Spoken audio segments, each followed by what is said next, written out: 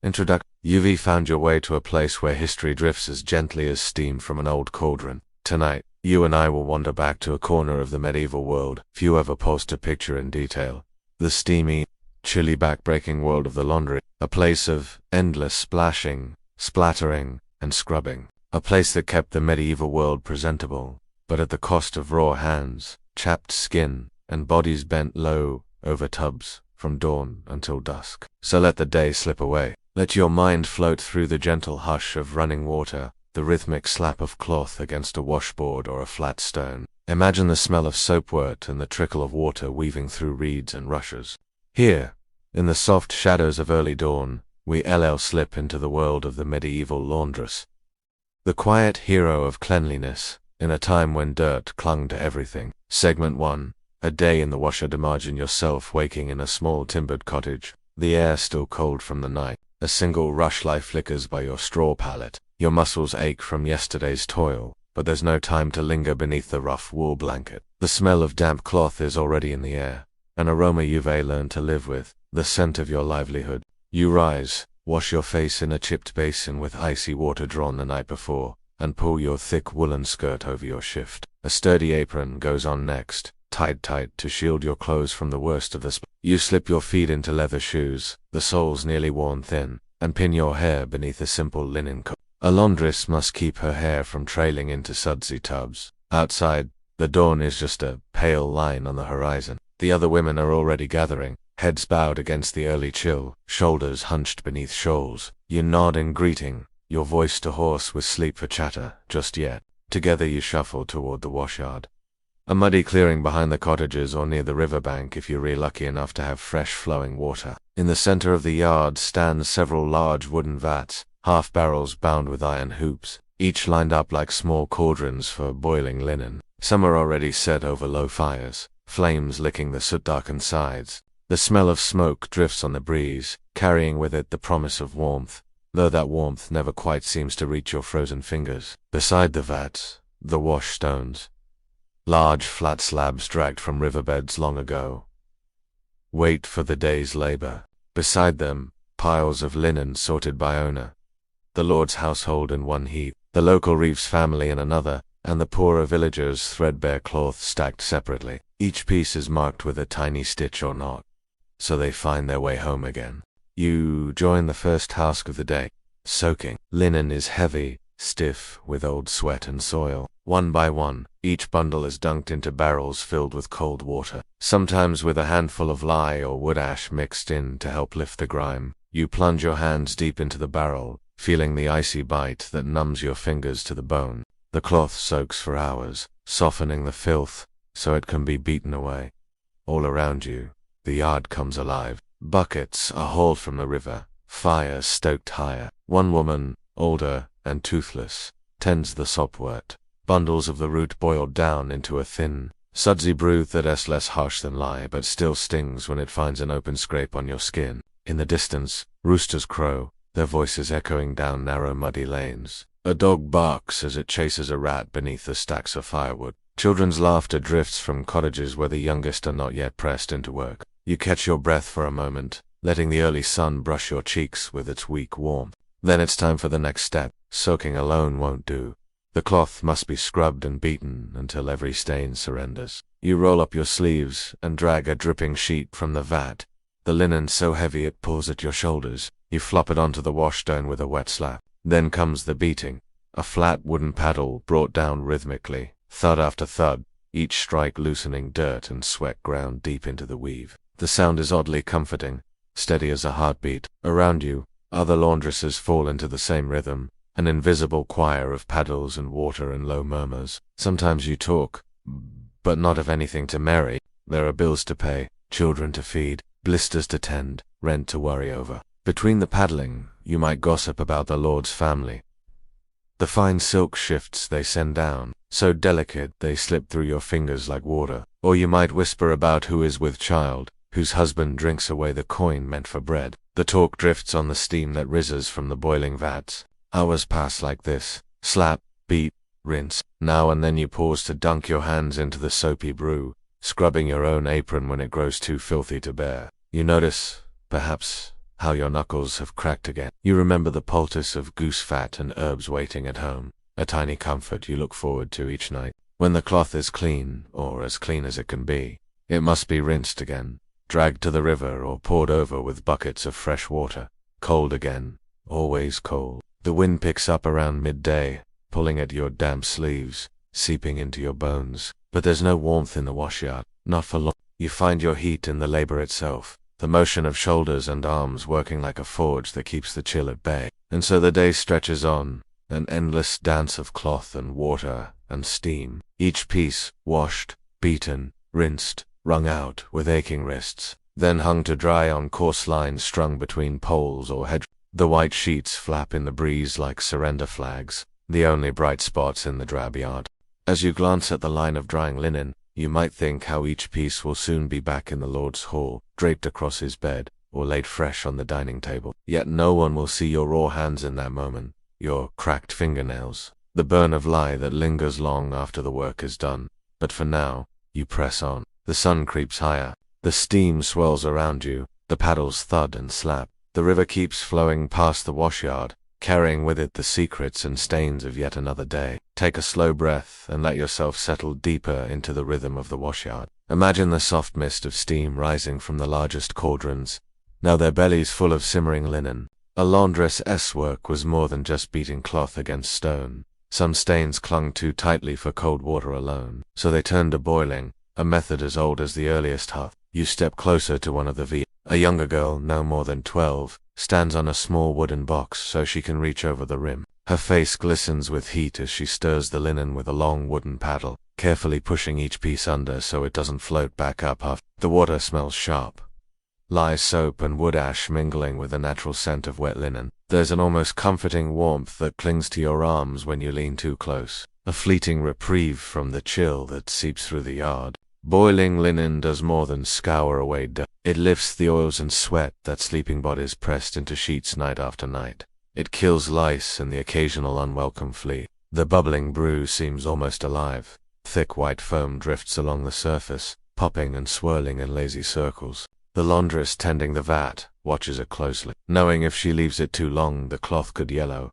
or worse, scorch and shrink beyond use. There is skill in this work, though few give it thought. Behind her, more women bend low over their washstones, sleeves soaked to the elbows. Each is lost in her own world of thoughts, her arms moving as if guided by an invisible rhythm. The older women show the signs of years spent like this.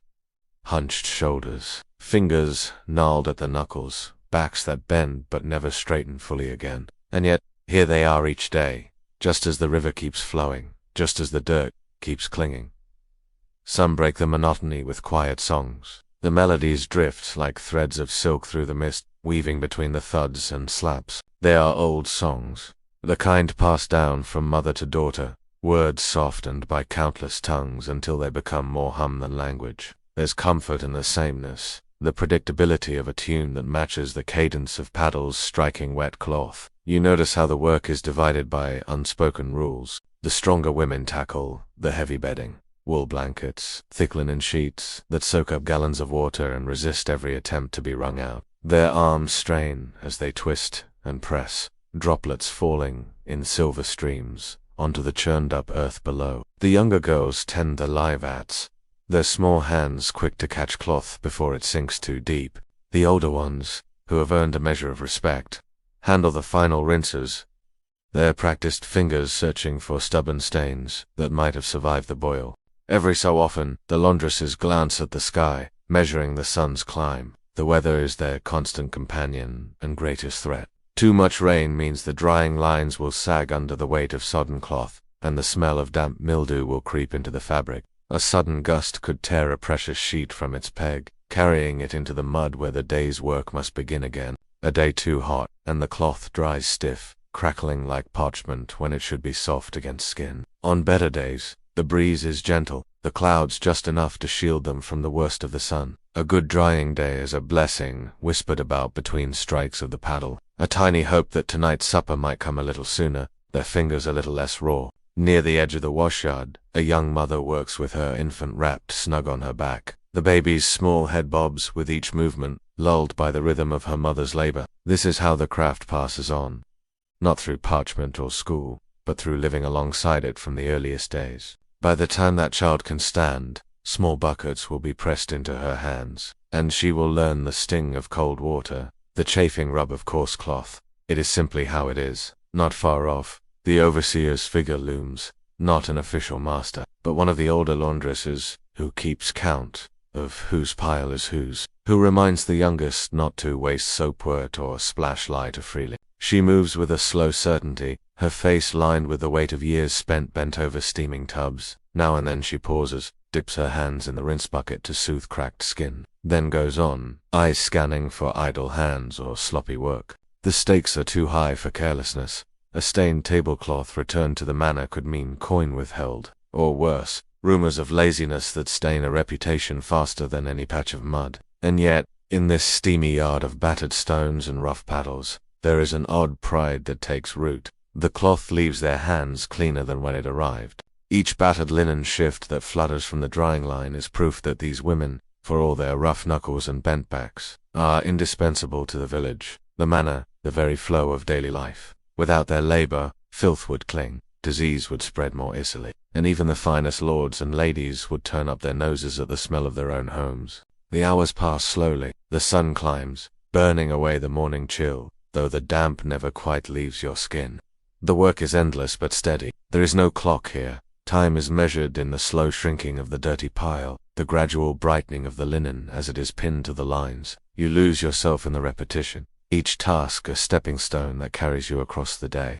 And when the great tubs are finally empty, when the last piece of cloth is wrung out and pegged up, when the soapwort pot is a sludgy smear at the bottom of the cauldron, you stand back and look at the yard. Sheets ripple like sails in the breeze, catching the late afternoon sun. The stones are slick with soap, the earth beneath your feet stamped into a muddy mosaic by countless steps. Your arms feel heavy, your shoulders stiff, but there is something almost satisfying in the sight. Clean cloth. Even if it means your skin stays raw, your muscles sore, your back bent.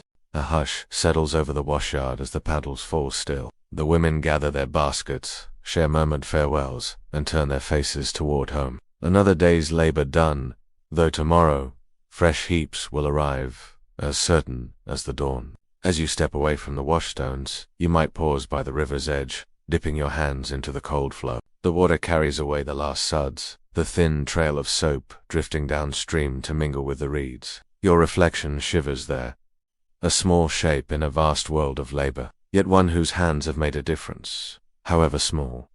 The sun slips lower, shadows stretching across the yard. The cloth dries gently in the breeze, and the washyard rests, for a few precious hours, before the rhythm of soaking, scrubbing, boiling, and beating begins again with the next dawn. Stay with me now, drifting gently deeper into the heart of the medieval washyard as the day edges on. Imagine the sun now resting higher in the sky, not yet sinking, but hovering at its peak. The heat brings a shimmer to the air that makes the damp cloth glisten, tiny droplets catching the light like beads of glass. The washyard hums with a quiet, almost meditative energy, the kind that settles into your bones and keeps you moving even when your muscles beg for rest. You stand beside a line of dripping laundry, sheets, shifts, undergarments, and small bundles that might be infants' swaddling clothes. Each piece carries a story. The sleeping dreams it wrapped, the daily toilet shielded, the spills and stains of meals and chores. The stains are more than marks. They are records of life lived, now washed away by the strength of your arms and the flow of water. Some laundresses pause to shift the cloth on the lines, ensuring that no single piece hangs, folded too long in the same way. If it does, it may dry unevenly, leaving patches of damp that invite mildew to creep in overnight. They run coarse, work-worn fingers over the cloth, feeling for lingering wetness. A cloud passes over the sun, cooling the washyard for a moment. The break from the heat is small but welcome. The shade is fleeting, yet the women pause to tip their faces upward, eyes closed, savoring a breath that doesn't taste of soap and steam. Nearby, the boiling vats hissed softly as the last batches of cloth simmer and swirl. It is a delicate business, tending these pots. Too short a boil, and the filth clings stubbornly. Too long, and the fibers weaken, threads thinning until they tear under the slightest strain. The laundress stirring the pot knows this by feel. The way the cloth drifts against the paddle, the weight as she lifts a corner to test its strength. She doesn't need a clock or an hourglass. She has the wisdom of repetition, each batch another lesson added to the thousands that came before. Behind the vats, the rinsing stations keep a steady pace. Buckets are dipped into the river, then poured over soapy cloth in a rhythm that looks almost like a blessing. The water streams through the fabric, pulling the last of the suds away, sending tiny clouds of soap drifting downstream. The river accepts it all. Dirt, sweat, stains, dissolved into a ghost of what they were. It's easy to imagine how these waters remember centuries of washing, each generation adding its trace to the currents. The ground beneath your feet is a patchwork of footprints. Boot soles pressed deep into the mud, bare toes pressed into the softer patches near the riverbank. Small stones stud the path, worn smooth by countless feet dragging baskets of wet linen from tub to stone to line. The occasional splash of water makes the earth slick, and your shoes squelch with each step. No one seems to mind. These are the marks of a life spent in the service of cleanliness. A paradoxical existence where your own skin is never quite dry, never entirely free of the damp that clings like a second layer. Now and then, the washyard grows, almost silent. The paddles rest, the buckets stand still, and the women straighten their backs, pressing fists into aching sides. Some sit on upturned buckets or low stools, sharing scraps of bread or an onion pulled from a cloth sack. They chew slowly, savoring each bite, for a break like this is precious and brief. A swallow of weak ale washes the taste down, the coolness a relief against the dryness that soap and ash leave in the mouth. You overhear their words. Simple things. A child-est fever that finally broke in the night. A husband who found work patching thatch. A neighbor's hen who laid 3 eggs instead of 1. News travels through the washyard like a gentle ripple, nothing too shocking, nothing too grand. The weight of survival hangs over every tale, but there's laughter too, low and soft like the murmur of the river itself. A young girl sits close by, her fingers worrying the hem of her sleeve. She is learning the craft, her mother guiding her through each step with a patient firmness that comes only from years spent stooped over tubs and stones. The girl's hands are pink and raw, her eyes wide as she watches the older women's movements, how they fold the linen, just so, how they twist and slap it without tearing the precious fibers. Someday, her hands will carry the same knowledge, her shoulders the same burden. At the far end of the yard, a woman stands alone by a pile of stained cloth that refuses to yield to soap or lye. Some blemishes are stubborn.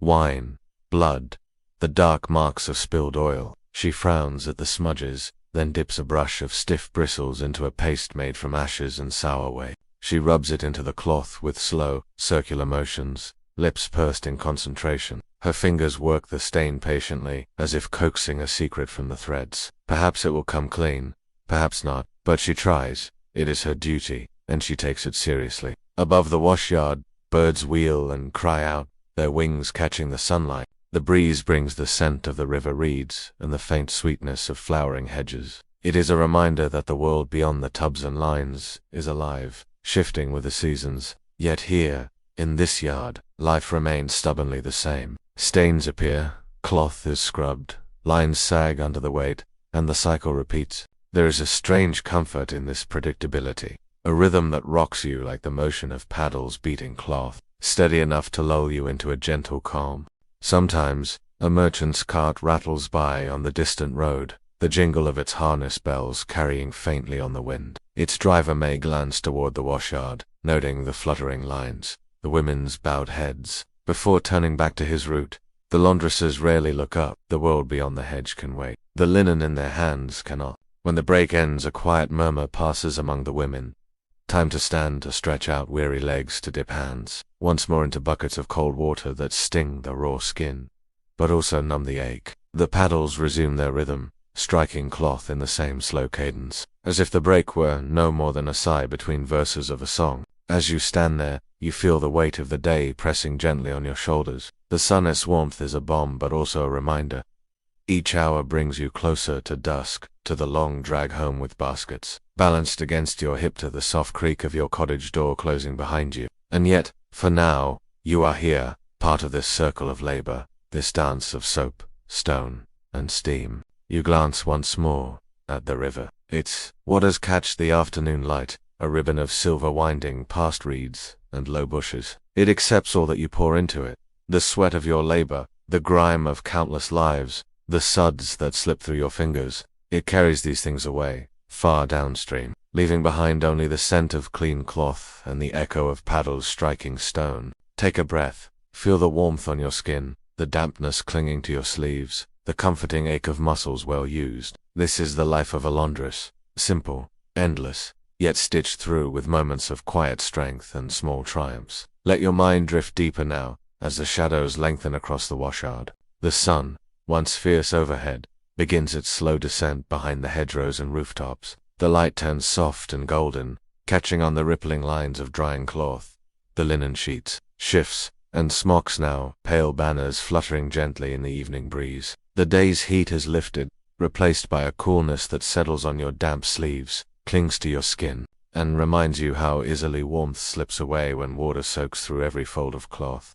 Yet you hardly shiver now. Your body has long since learned to live with the chill. The ache in your shoulders and arms is familiar too, a dull, persistent throb that you carry home each night like an old friend you wish would leave, but never does. All around you, the washyard slows its frantic rhythm. The paddles that once beat a steady tattoo against the stones now rest, propped against barrels or leaning against the washhouse wall. Some of the older women have begun to gather the last, dripping claws, giving them a final twist, before pinning them to any empty space they can find, between fence posts across hedgerows or strung from low tree branches that creak under the weight. The fire beneath the great boiling vat sputters, the last embers glowing softly as they surrender to the evening air. A thin trail of smoke curls upward, carrying with it the faint scent of sopwort and charred wood. A young girl stirs the remaining coals with a stick, her hands blackened with ash, her cheeks streaked with soap and sweat. She hums a tune under her breath, perhaps the same lullaby her mother once sang to her, a melody that has woven its way through generations of laundresses who worked this same yard before her. A mother calls her child from the river's edge, where the little one has been tossing pebbles into the current, giggling each time the water splashes back. Even this tiny game is part of the rhythm here. The children learn early to play within earshot of their mothers, to keep close to the work that will someday be theirs too. There is no clear line between the labor and the rest of life. It all flows together, like the river that bears away the last suds of the day. You watch as two women lift a heavy blanket from the tub. It drips in thick, steady streams, splashing into the churned-up mud below. They grunt softly with effort, shoulders braced, backs bent. One grips the edges tightly while the other works her hands along the length, wringing and twisting until the water runs clear. They do not speak. Their motions are practiced and sure, each tug and squeeze a step in a dance they know by heart. Nearby a lone figure wipes down the washstones, a small kindness for tomorrow's weary arms. She pours a bucket of fresh water over each slab, washing away the last film of soap and grit. The water splashes against her ankles, cool and clean for a moment.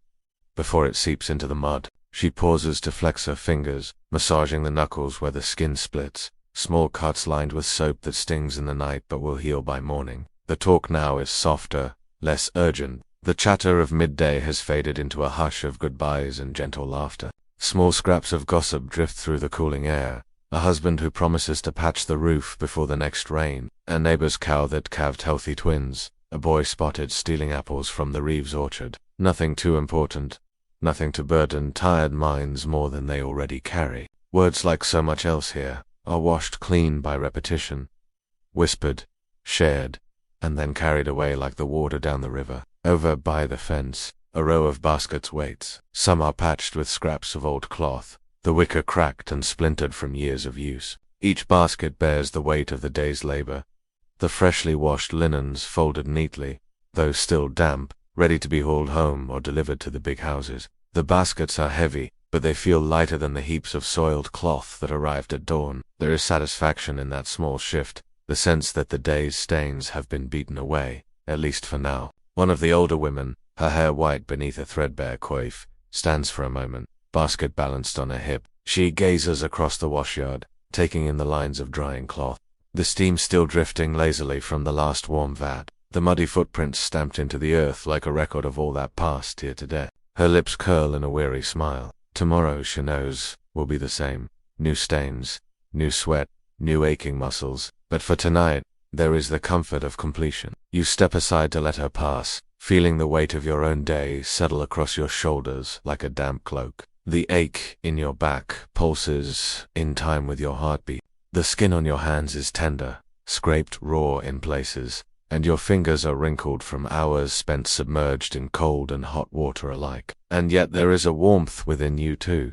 The warmth of work done, of cloth left cleaner than it was found, of a small part played in keeping life just a little more bearable for those who sleep between these sheets. As the last rays of sunlight fade, the laundresses drift away from the yard, baskets balanced on hips, heads bowed beneath the weight. They speak in low voices, bidding each other safe journeys home, promising to watch for rain in the night, to check the lines at dawn. There is no lock on the wash yard, no gate to keep out thieves or curious animals, only trust and the knowledge that tomorrow the same hands will return to the same stones, the same tubs, the same relentless rhythm. You follow the path back through the village, the washyard behind you growing dimmer with each step. The air cools against your flushed cheeks, carrying the scents of earth, damp cloth, and smoke from nearby hearths. Somewhere, a dog barks, a cart rattles over the uneven road, and an owl calls softly from a distant tree. In your mind's eye the washyard lingers, the lines of cloth dancing like ghosts in the breeze,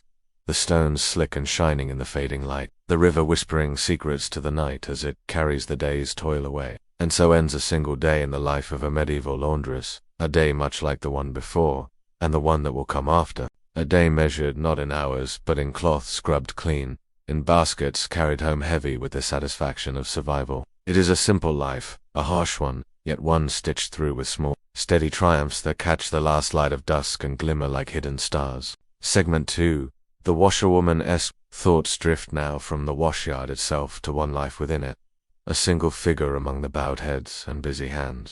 Imagine her, a washerwoman named Alina, though the world rarely speaks her name. She is neither the oldest nor the youngest, but something in her eyes holds the depth of both weariness and quiet knowing, as if the rhythm of the river has seeped into her very bones. Picture her in the dim glow of dawn, the same dawn we felt before, the chill air pressing against her thin shawl as she steps from her low cottage. Her home is little more than a square of wattle and daub, thatched roof patched with rushes that drip cold droplets onto the earthen floor when the rains come heavy. Inside, a narrow pallet holds the shape of her sleep, and a low hearth smolders with the last coals of the night's fire. She rises before her children stir. Two small boys, hair like straw, curl together beneath a rough blanket, their bellies round from the simple porridge she scrapes together each day. Their father's presence is an absence, a faded memory of laughter, now replaced by the steady beat of her own work, the scrape of her fingers against stone, the hush of cloth sliding into the river's flow. Alina wraps her hair in a linen coif, tucks her sleeves tight at the elbows, and lifts the old wicker basket that has been passed down from her mother. It creaks as she balances it. Against her hip, the empty space within already filled by the ghosts of stained shifts and soiled linens waiting at the manor house at the far edge of the village. She has done this walk 1,000 times, past hedgerows tangled with briar, through the narrow lane where ducks waddle freely, over the low stone bridge where the river hums beneath. Some mornings she pauses there, resting her basket on the worn stones, staring at her reflection. The river shows her a face grown older than her years, skin dry and reddened from the lie, eyes shadowed by too many nights waking to tend to coughing children. Yet there is a quiet strength in her reflection, a firmness in the line of her jaw, the way her fingers clench and unclench, as if testing the day's resolve. At the manor she greets the housekeeper with a bowed head. The woman barely glances at her, pointing to a heap of linen piled in the courtyard. The lord's shirts, the ladies' chemises fine as spider silk, the rough table linens stiff with old wine stains and the crust of long meals. Alina does not complain at the weight. She stacks it piece by piece into her basket until it presses deep marks into the crook of her arm. She does not linger at the manor. The high stone walls hold no warmth for her. She knows her place lies beyond them, by the riverbank or the steaming tubs of the washyard. As she walks back, the load heavy against her ribs, she hums the same tune she heard from her mother's lips, a song about the river, about its endless flow, its gift of washing away what must not be kept. In the washyard, Alina is not the first to arrive, nor the last. She nods to the other women, greeting them with the small kindness of shared burdens. A few are friends, if such a word fits among women who spend their days shoulder to shoulder, yet see each other mostly as mirrors of their own struggles. She claims her space by the flat washed stone near the old ash tree. The stone is cool and smooth beneath her palms. The same stone she has leaned over since her wedding day, when she was still soft of hand and full of shy smiles. Back then, she thought she might be spared the yard's worst toil, that her husband's thatching work would keep them fed, keep her wrists free from the sting of lye and the weight of soaked linen. But life does not always keep its promises. The other women do not speak of her loss outright, but they know. They saw the way she came back to the yard only days after her husband's sudden fever took him. They remember how she scrubbed the stains of his last days from the blanket that now wraps her sons each night. In the yard, grief is not spoken. It is pounded out, rinsed clean, carried away by the river, just like the soap suds and the day's sweat. As the day unfolds, Alina's life is marked by a steady pace. She soaks the cloth, kneads soapwort into the stubborn folds, beats each shift against the stone until the threads seem to sigh with relief. Her fingers know which stains require the coarse brush, which will yield to hot water, which will linger no matter how fiercely she scrubs. There is a wisdom in this work, a quiet alchemy of ash, water, and willpower. Between tasks, she shares a crust of bread with the girl beside her, a girl who might have been her daughter, had the world unfolded differently. They speak of small things, the birth of a neighbor's calf, the coming rain that threatens to keep the cloth from drying. Alina listens more than she speaks. She saves her words for her boys at home, for the lullabies she hums when they cough in the night, for the whispered prayers she tucks beneath her breath as she eases them into sleep. By midday, her arms ache, her back hums with pain that will wake her before dawn tomorrow. Yet she does not stop. She knows the coins she earns today will buy only a small loaf of rye bread, maybe a slice of salted fish. If the catch is good, she knows the landlord waits for his rent, indifferent to the stains she has scrubbed from silk and linen. Still, there is something like pride that flickers beneath her breastbone. She thinks of the Lord's household, fresh sheets laid out on the high bed, the lady's delicate chemise smelling faintly of sobwort and river breeze. These small tokens of cleanliness are her mark upon the world, invisible to those who sleep between them, but real to her nonetheless. When the sun dips low, she lifts her basket once more, lighter now, emptied of its dirt, filled instead with the ache of a day survived. She thanks the river in her mind, a small nod to the flow that carries away so much of what she must release each day, stains, sweat, sorrow. As she steps away from the washyard, her feet find the path by instinct. She hums her river song again, the same one her mother sang, the one she now offers her boys in the darkness. The words, simple and old, bind her to the water, to the cloth, to the endless cycle of washing and rinsing, beading and wringing, a rhythm that keeps her afloat. And so she walks home, alone, but never quite alone, for she carries the washyard with her, the river's whisper at her back, and the faint hope that tomorrow the stains will come clean again. Let your thoughts drift alongside Alina as she returns home through the village lane. The path is narrow and rutted, a trail well worn by her footsteps, the soles of her shoes softened by years of this same walk.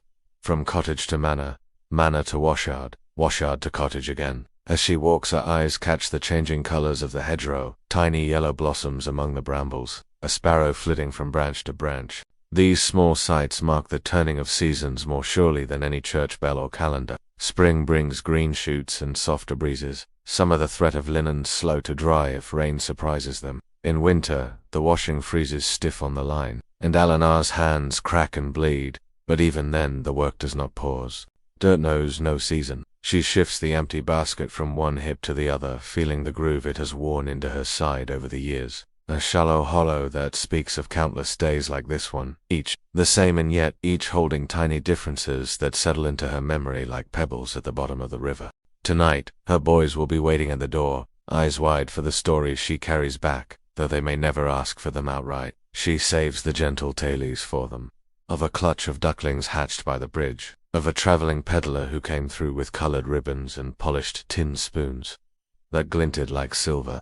The boys delight in such scraps of the outside world, though they have yet to roam far from the muddy yard beyond their mother's door. As she nears home, her neighbor calls out to her from behind a low fence, woven with brushwood. The old woman's voice is cracked but kind, offering a handful of leftover scraps, onion tops, a heel of bread gone a little stale. Alina accepts them with murmured thanks, tucks them carefully into her apron. Even such small gestures are the threads that hold her life together. Shared kindness eases the thin edge of hunger that waits at the corner of every poor family's table. Inside the cottage, the air is warm from the hearth. Though the fire is weak, the wood little more than branches gleaned from the edge of the Lord's woodlet, which she collects on her walks back from the washyard, head bent so the reeve won't scold her for gathering more than her share. Her boys, Thomas and little Rafe, lift sleepy heads from the pallet as she steps in, their eyes shining in the glow of the rushlight. They ask if there will be bread. She smiles, sets the basket aside,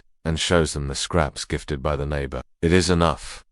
Enough for tonight, enough to quiet the growl of their bellies until dawn brings more work, more coin. After she cleans their hands and faces with water fetched from the same river that carried away her day's sweat and soap. She runs her rough fingers through their hair, humming the river song, in a voice soft as the silt that settles in still pools along the bank.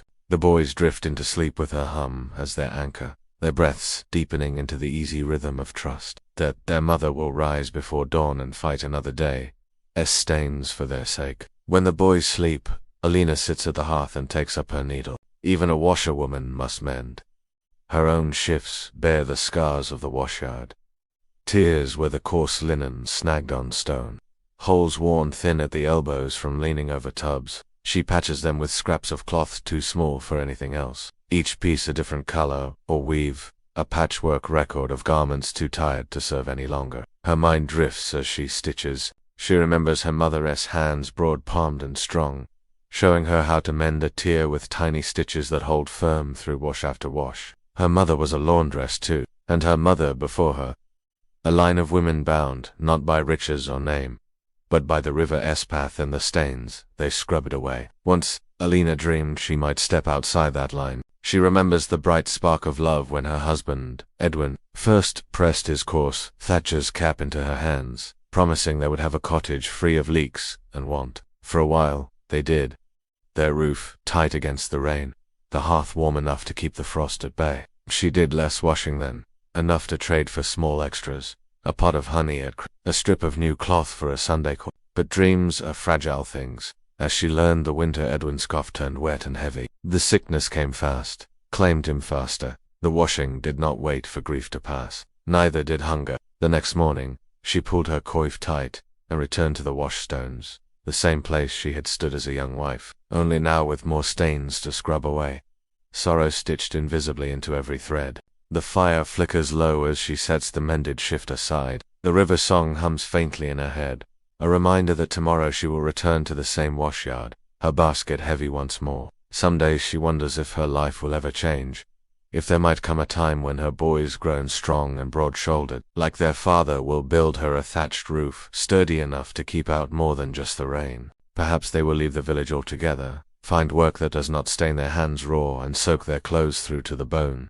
Perhaps they will. But for now, Alina folds her patched shift and drapes it over the basket's edge, ready for dawn. She leans back, feeling the day's aches settle deeper into her bones. She does not fear sleep, for in her dreams, the river always runs clear, the linen always comes clean, and her mother's voice hums alongside hers in the quiet hours before the first light breaks. Outside, the night settles like a blanket across the village, the fields, the winding path down to the washyard. The river carries its secrets downstream, the same secrets whispered by washerwomen for generations. That life is hard, yes, but there is power in hands that can take the stains of the world and wash them away. Let your mind settle now into the slow and hurried hush of another dawn, where the hush of footsteps on the lane mingles with the distant gurgle of the river. Picture Alinor once more, her shoulders wrapped in her old woolen shawl as she leaves her cottage before the stars have fully given way to the coming light. The basket she carries today feels heavier than usual,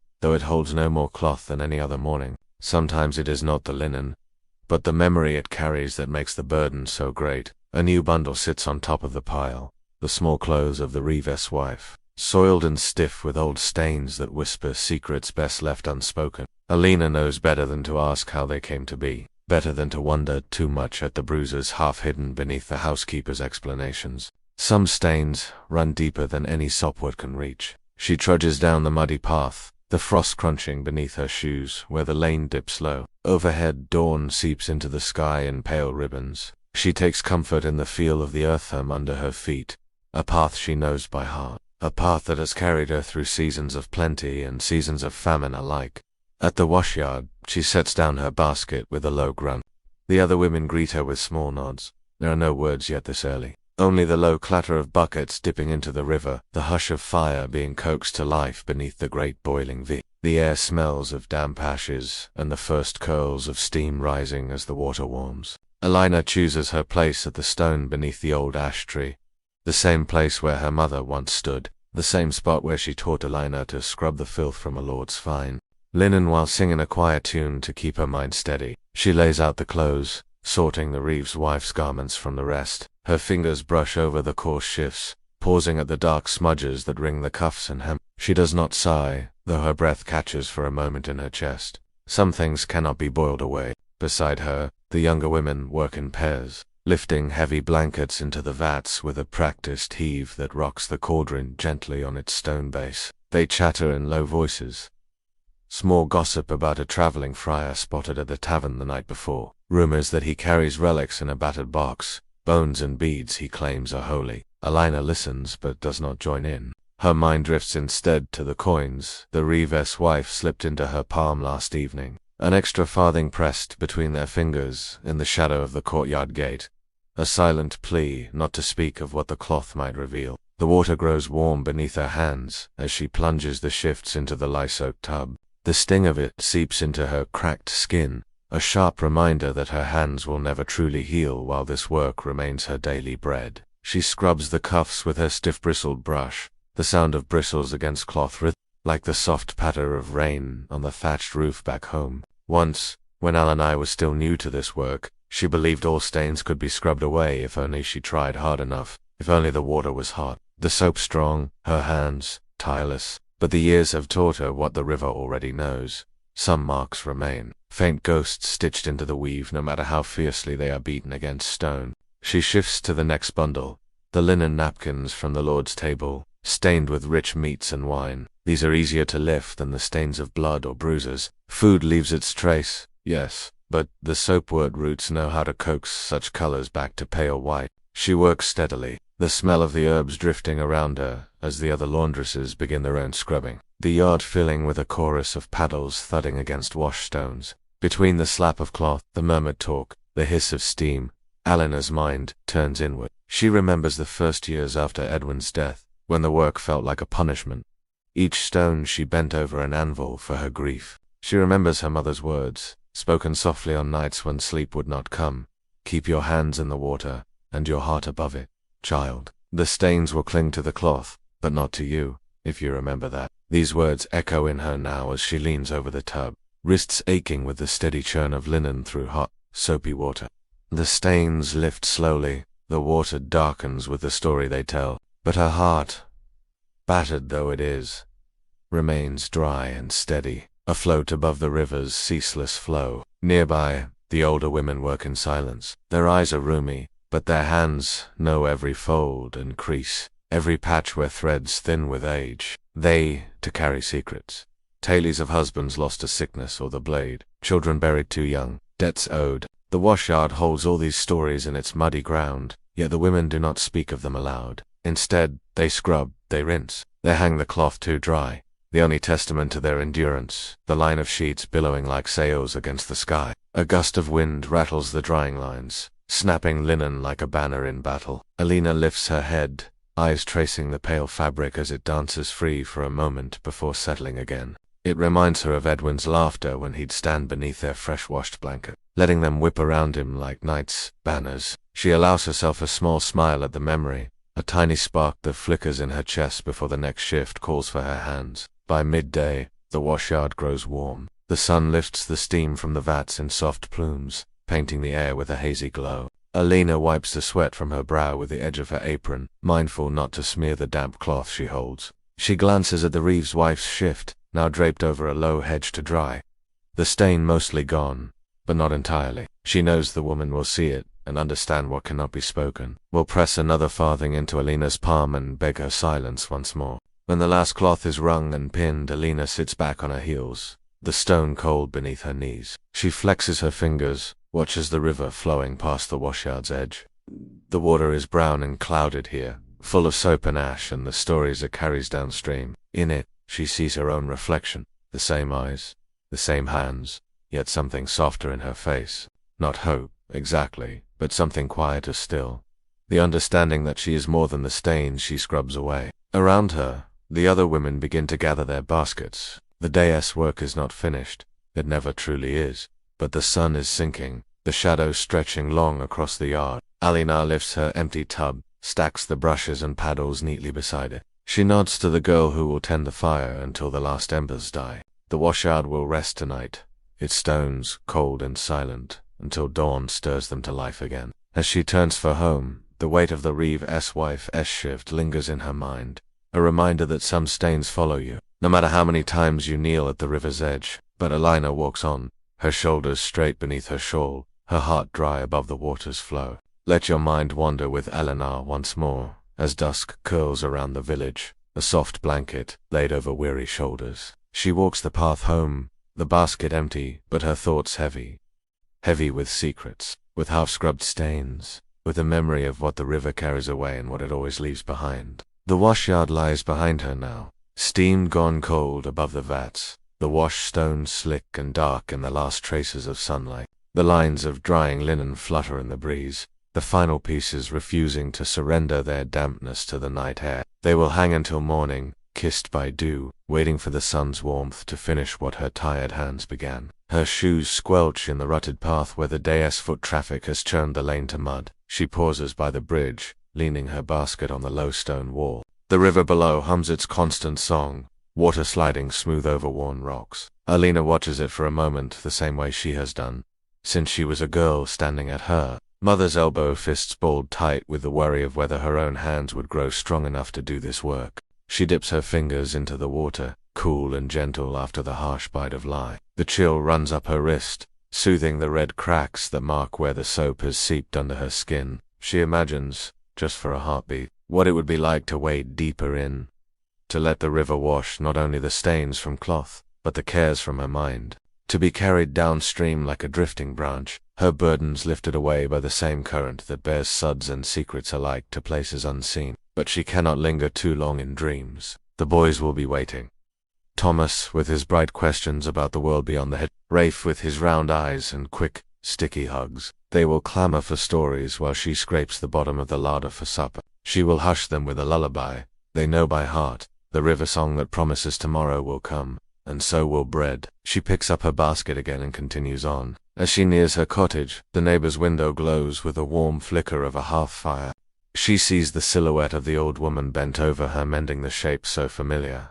It could be a vision of Alina herself in some distant future. Older, slower, but still tending to cloth, still piecing scraps together, still measuring life by the rhythm of what must be washed and mended before the sun sets. Inside her own cottage, the boys are awake, pressed nose to nose against the tiny glass pane of the window. Their faces break into sleepy grins when she pushes the door open, the creak of its hinges announcing her like a fanfare. She sets the basket down and kneels to gather them close, breathing in the warmth of their hair, the simple scent of youth and hope. They chatter at her in overlapping bursts, tales of a neighbor's dog who chased chickens through the yard, of a scrap of ribbon found near the path. She smiles and listens, tucking these stories away like folded cloth, treasures to unwrap when her mind drifts too close to weariness. She stirs the thin soup over the hearth, her shoulders hunched but her spirit oddly lifted by their chatter. In this tiny circle of warmth, the world's stains feel far away, though she knows they will greet her again at dawn.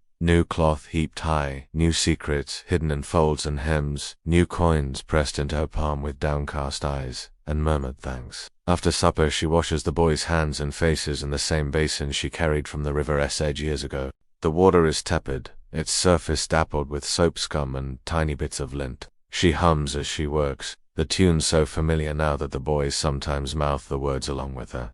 River run, carry the day, take the dirt and wash it away. When they sleep, Alina sits at the hearth once more, her needle in hand, though her eyes flutter closed between stitches. She patches her apron, its fabric worn thin at the waist where the basket rubs day after day. Each new patch is like a memory stitched into place. Her mother's face, her husband's laughter, her boy's small hands tugging at her skirt. Outside, the night deepens. The rivers hush a steady bomb against the wind's chill. Alina lets the needle rest in her lap. Her fingers trace the lines on her palms, a map of scrapes, cracks, and calluses. Some nights she wonders if they will ever soften again, but soft hands are not made for this life. It is these rough, red hands that feed her sons, that keep their blankets clean, that make her a keeper of quiet dignities no one else may see. Tomorrow she will rise before the dawn once more, lift the heavy basket to her hip, and walk the lane back to the washyard.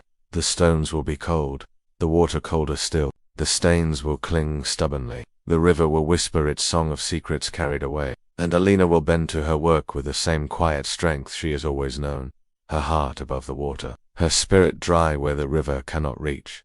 In this way, she is more than a washerwoman. She is a keeper of what must be let go, stains and sorrows alike, scrubbed away with every beat of the paddle against stone, every swirl of cloth through lion ash. She is a mother, a survivor, and in her gentle hum, the promise that tomorrow's stains will come clean, too. So rest here now with Alina, in the hush of her cottage, where the hearth's last glow warms her weary hands, where the river outside runs on, carrying her secrets downstream into the endless night. Segment 3. Secrets and Curiosities. The hidden arts of medieval laundrylit. Your mind drift gently now from the washyard's daily toil and the life of Alina to the quiet wisdom that once seeped through its stones like soapy water. For beyond the rhythm of soaking and scrubbing, medieval laundresses carried secrets, small arts of cleaning that turned humble riverside chores into a craft shaped by generations. Imagine the dawn breaking over the same muddy yard. The women gather not just with tubs and paddles, but with small bundles of dried herbs tied with scraps of twine, tiny pots of powders and pastes tucked into baskets alongside coarse linen shifts. These are the hidden tools of their trade. Knowledge passed mouth to ear, never written on parchment, yet more valuable than coin on certain days. The soap you know today did not fill neat bars upon shop shelves back then. Instead, the laundresses harvested sopwood from riverbanks.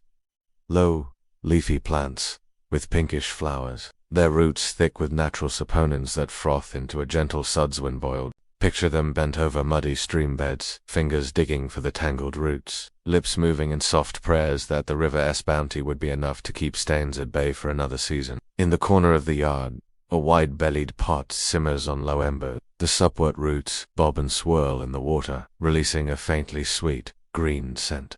Not harsh like lye, but mild and earthy, almost pleasant, if not for the raw wounds. It sometimes deepened on cracked knuckles. Some women add a pinch of ash or chalk to strengthen the brew for the most stubborn marks, the sweatrings at a lord's collar, the wine blotches that no beating alone could lift. Close your eyes and listen to the soft hiss of the pot, the gentle bubble that promises clean cloth at day's end. These simple brews are more than recipes.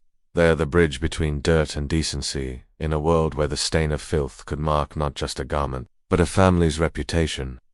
A fresh-smelling shift was not a luxury, it was a sign of care, protection against whispers of slovenliness that might follow a poor housewife through the muddy lanes for seasons to come. Yet support alone could not handle every mark. For oily spots, the drippings of tallow candles that bled into tablecloths, or the greasy smears of roasted meats, the women turned to stale urine, known politely as chamber lye. It sounds harsh to modern ears, but to the medieval laundress, it was another gift that could not go to waste. Pails collected behind cottages were set aside, ammonia growing stronger as days passed. Mixed with water, it lifted grease where other cleansers failed. Imagine the smell, acrid, sharp, but the results undeniable. A laundress would dan her oldest apron to handle such potent brews, dipping only the soiled edge of a cloth, careful not to spread the stain further. Some villagers might wrinkle their noses in passing, but none could deny the effectiveness when the cloth fluttered on the line, fresh and bright despite its grim journey from table to tub. Nearby, baskets of chalk and powdered clay wait their turn. Fine clay scoured from riverbanks is rubbed into collars and cuffs, absorbing sweat and oil before the cloth meets water. It is a trick Eleanor's mother learned from her grandmother, who once served in a great hall where the lord's ruffled collars were starched and bright only because a clever maid knew how to use the earth beneath her feet. And for stains that refused to budge, rust marks from iron pots, grass streaks on a child's tunic, a paste of vinegar and ashes might be spread thinly on the cloth and left in a patch of sun to bleach before rinsing. The sun was the laundress's quiet ally, its light as much a part of her craft as any paddle or tub. Imagine the women bent over these tasks in the hush between the washyard's louder labors, the lull of waiting as cloth soaks or boils. One wipes her hands on her apron, lifts a smear of chalk to rub into a lord's sleeve. Another kneels at the drying lines, inspecting each shift for spots missed in the morning rush.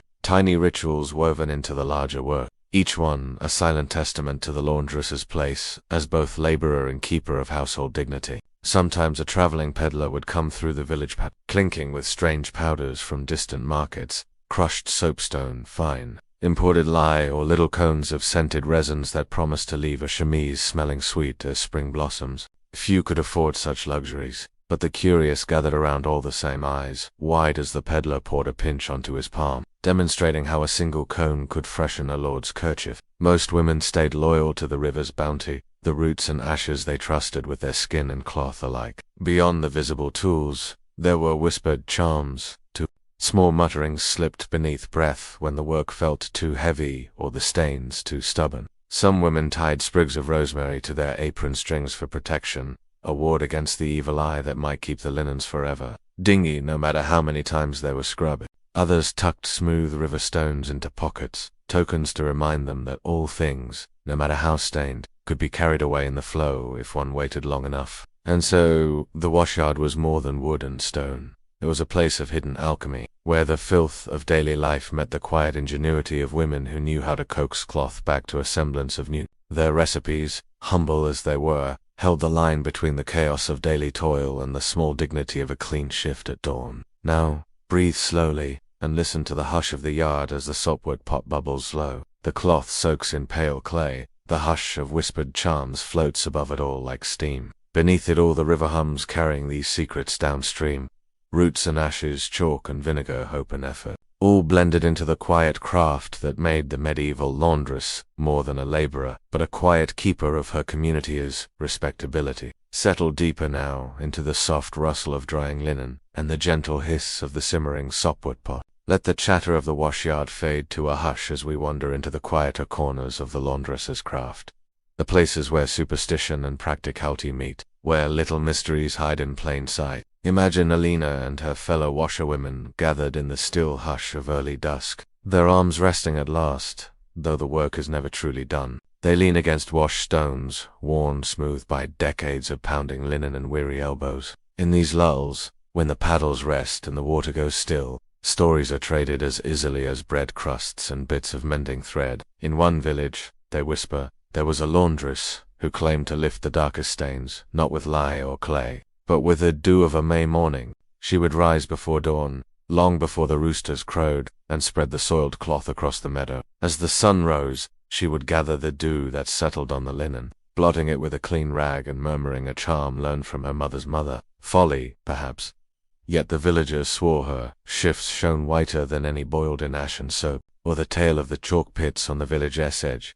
Deep hollows dug into the earth where fine white clay lay hidden. Some women would creep there at night, gathering a handful to rub into collars and cuffs. But they would never take too much at once, for they believed the earth grew angry when its gifts were stolen without thanks. A coin, a scrap of bread, or a single blossom tucked into the pit's edge, small tokens to keep the chalk sweet and yielding. Even the washyard itself was not free from tiny acts of caution. It was said that on certain days, the last day of harvest, or the solstice, a restless spirit might linger among the washlines, jealous of the living warmth that the linen carried from household to household. To ward this off, some tied a strand of red thread to the end of the drying rope, a signal that the cloth was guarded. Others would sprinkle a ring of chalk dust around the steaming tub, a humble barrier against whatever might slip in unseen. Beyond charms, there were the stranger tricks that defied easy explanation. Imagine a laundress beating a lord's tablecloth on the wash stone, only to find a stain that spread wider each time she scrubbed it, a mark like ink, but no quill had touched it. In some tellings they said it was the work of a vengeful servant, in others a sign of ill luck carried from the fields where the cloth was first spun. The solution, a cold rinse under moonlight. Only then would the mark surrender, leaching away with the silver glow of the night. Such stories blurred the line between craft and mystery, yet they passed from mouth to ear like precious heirlooms. Practical oddities, too, filled the washerwoman's hidden knowledge. The right time to bleach cloth was not just any sunny day. It was best done when the moon waxed full, the old women claimed, for its light drew out the last shadows of grime. If a cloth yellowed too quickly on the line, it might be the sign of bad spirits caught in the weave, or simply the sign that the sopwort brew had grown stale, its strength weakened by too much boiling and reuse, and the tools themselves carried tailies. A laundress's paddle, worn smooth at the edges, might be passed down like a good cooking pot or a sturdy comb. Some carved small marks into the handles, a cross for protection, a family initial, a line of shallow cuts, counting how many seasons it had seen. There were even whispered tailies of paddles carved from a tree struck by lightning, said to carry a spark of nature's own fierce cleansing power, whether truth or fancy. The women leaned into these stories as they leaned into the endless tub, each tale a small charm to keep the monotony at bay. Sometimes, the washyard's smallest curiosities came not from the work itself, but from what the cloth revealed. A hem unraveled to show a secret love token stitched inside, a heart in red thread, hidden from prying eyes until the laundress's hand spread it on the stone, or a smudge of unfamiliar soil, fine as silk, tucked into the fold of a lordess riding cloak, a clue to a journey he claimed never to have taken. The laundresses spoke little of such things, but they noticed everything, holding the village's secrets close as soap bubbles cling to cloth. Not all of these small mysteries were dark. In spring, the river gave up treasures for those patient enough to look. Bits of glass smoothed by the current, strange seeds drifted from faraway places, sometimes a shiny coin snagged among the reeds. Children sent to help with rinsing might slip such findings into their pockets, bringing home tiny pieces of the wider world that lay beyond the hedge and the manor gate. And so the washerwoman's craft was more than brute strength and raw hands. It was part science, part folklore, part quiet watchfulness. These women read the cloth as one might read the lines of a palm or the ripples in a pool. Each stain a clue, each mark a whisper of life lived beyond the yard. They knew the worth of dew and vinegar, of full moons and river stones, of red thread and rosemary sprigs. They balanced the harsh sting of lie with the soft breath of charms, turning the simple act of washing into a kind of humble sorcery. As the sun dipped low and the first stars blinked open above the hedge, these secrets sank back into the yard's muddy edges, ready to be drawn forth again when a fresh shift came. Soiled or a housewife arrived desperate to rid a tablecloth of a stain that hinted at more than mere Now breathe in the damp, soapy dusk, the hush of the river curling through reeds at the yard's edge. The paddle leans quiet against the stone. The line sways softly under the weight of linen growing ever whiter with each whispered secret and each careful hidden art. Picture the washyard now as dusk gives way to true night. The last scraps of linen ripple on the lines, damp edges catching moonlight where the sun once dried them. By now, the fire under the sopwort pot has burned to ash, and the last rinse bucket sits still and quiet by the riverbank. This is the hour when secrets breathe, when the hush of the washyard lets old remedies and forgotten rituals slip back into memory like the soft swirl of cloth through clear water. Imagine Alina sitting on an upturned bucket near the fire's glowing embers, her cracked hands resting in her lap, her shoulders bent not only from the day's labor but from the burden of knowing so many small tricks and charms. The girl beside her, young, barely old enough to haul water from the river without tipping the bucket, leans closer, eyes wide. It is at this hour, in the hush between one day's toil and the next, that a washerwoman might pass on a crumb of knowledge never written in any book. Take for instance the herb known as bedstraw, its tiny yellow blossoms hidden among the tall grasses that line the river's curve. A pinch of bedstraw boiled into the sopwort brew lends a sweetness to the linen, faint but pleasant, and some say it wards off moths when the cloth is stored away for winter. Alina's mother taught her that bedstraw tucked into the hem of a child's blanket guards their sleep, a blessing stitched between the folds of labor and love. Or the old trick of stale ale, too sour to drink but precious when poured into boiling tubs. The mild acidity helps lift the grey tinge from cloth dulled by countless rinses in the same muddy river. It softens the linen too, giving it a drape more pleasing to the lady of the manor who insists her shifts fall just so across her shoulders. Waste not, want not. The laundresses mutter, every drop turned to use in a world where nothing comes free. Among the oldest remedies is the sun itself. Not just any sun, but the right sun. A washerwoman might watch the skies 4 days before choosing the moment to lay her cloth on the hedgerow or stretch it flat on the grass. Bright midday light was prized for bleaching stubborn spots, but the full moon's pale gleam was said to coax away the last hints of yellow or gray, especially when paired with a sprinkle of vinegar and a whispered rhyme to keep the cloth from tearing in the night's breeze. Folklore mixed with fact, too, in the handling of delicate silks and embroidered sleeves. In villages where a castle rose above humble thatched roofs, a laundress might be trusted with fineries brought down from the lord's bedchamber, laces fine enough to slide through a ring. These could not be beaten against stones like rough tunics or sturdy Instead, they were laid flat in wide shallow basins, steeped in lukewarm water scented with mint or thyme, gently kneaded by hand until the soil slipped away. A careless scrub could ruin a year's wages in silk, so the laundress's touch became as soft as a prayer.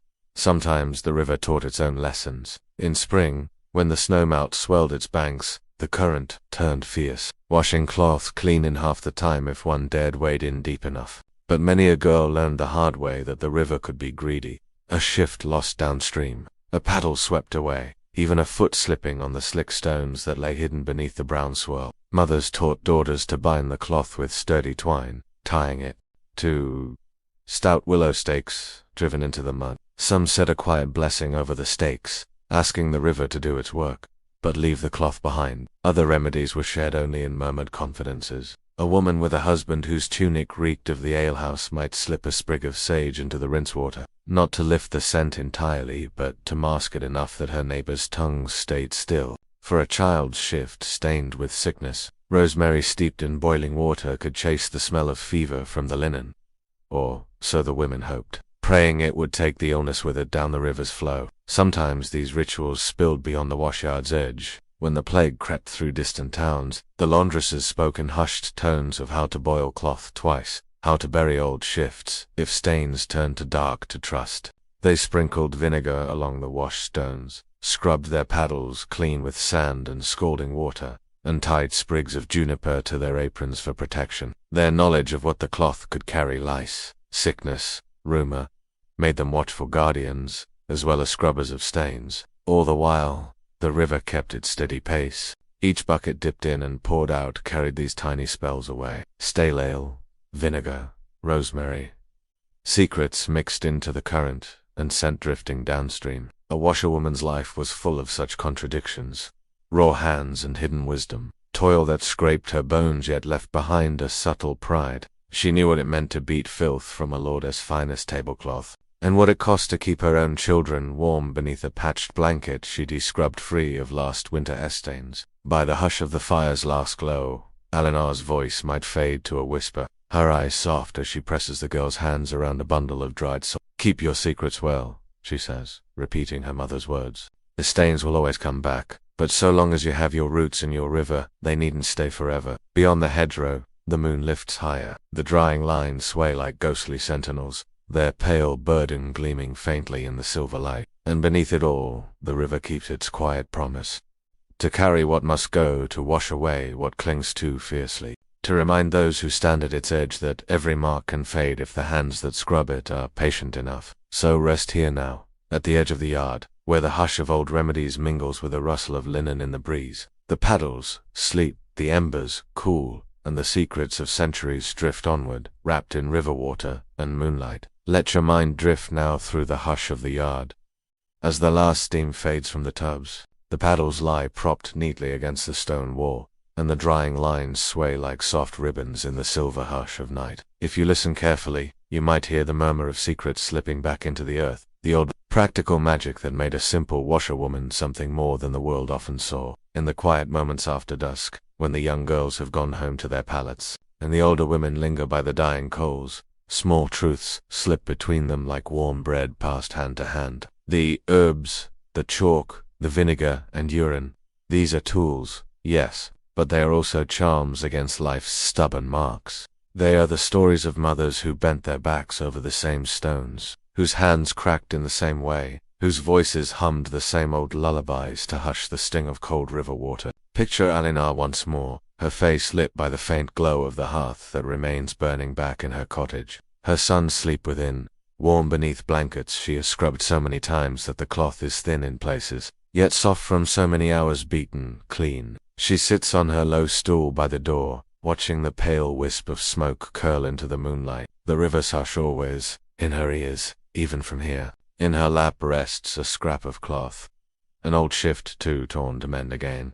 Its weave grown loose and weary. She runs her rough fingertips along the worn hem, remembering how many times this piece of linen carried stains that told stories no one else would know. A feverish child's sweat, the dark ring of spilled broth, a streak of mud from a boy's tumble in the garden, each mark washed away by her hands, each story whispered into the flow of the river, carried downstream where no rumor could cling. These are the moments when a washerwoman's craft becomes something more than simple labor. It is the small, stubborn insistence that what is dirty can be made clean, at least for a while. It is the quiet promise that dignity can be scrubbed back into a worn shift, that secrets can be boiled into steam and lost to the sky, that every mark, no matter how deep, will one day soften and fade if tended by hands that know their work. It is not only cloth that is washed in the washyard, reputations, small shames, glimpses of things unspoken, these are beaten against the stone too. The slap of the paddle, a steady heartbeat that says, this too can be cleansed. The laundresses are the keepers of this hush. They see the bruises hidden in fine linen, the smudges of wine and blood, the tokens tucked into hems that speak of trysts or betrayals or hopes never confessed, and yet they tell no tales, for the river is their confessor, the washstones their altar, the paddle their prayer. From mother to daughter, apprentice to elder, these hidden lessons pass on like breath. A sprig of rosemary in the apron pocket to keep away the evil eye that might sour the soap. A rhyme hummed while stirring the lye pot to keep the brew from biting too fiercely at raw skin. A charm spoken low over the drying lines when a storm threatens to ruin a day's labor. These things bind the laundresses together more tightly than any needle and thread. If you stand at the edge of the yard, now imagine your feet pressed into the muddy ground. You might sense all this knowledge pooled beneath the stones, an unbroken circle of secrets carried by generations who knew the worth of strong arms and soft words. Their hands, though rough and raw, are the keepers of a quiet power. The river may carry away the dirt, but it is the washerwoman who decides what must be washed clean and what must be left behind, hidden in the folds of a shift or the quiet hum of a lullaby. The flicker of a lantern in a liner's window marks the end of another day's craft. Tomorrow, the washyard will wake again with the soft splash of water, the hiss of steam, the steady beat of paddles. New stains will come. New secrets will slip into her basket alongside soiled linen and the simple coin that feeds her boys. And the old remedies, the roots, the ashes, the vinegar, the chalk will be gathered again, each one a promise that even the most stubborn mark can be coaxed away with patience and care. So breathe here now, in this moment where the hush is deep and the river hums like a cradle song. Let the rhythm of their work soothe you, a reminder that every life, no matter how roughened by toil, holds its own small mysteries worth tending. The washyard sleeps, its stones, cold under the moon, its lines gently swaying above the earth, where secrets rest until dawn calls the laundresses back again. And when you open your eyes to the morning, remember the simple truth they knew so well, that stains will always come, but so too will the hands that know how to wash them away. Segment 4. The Lords and the Linen.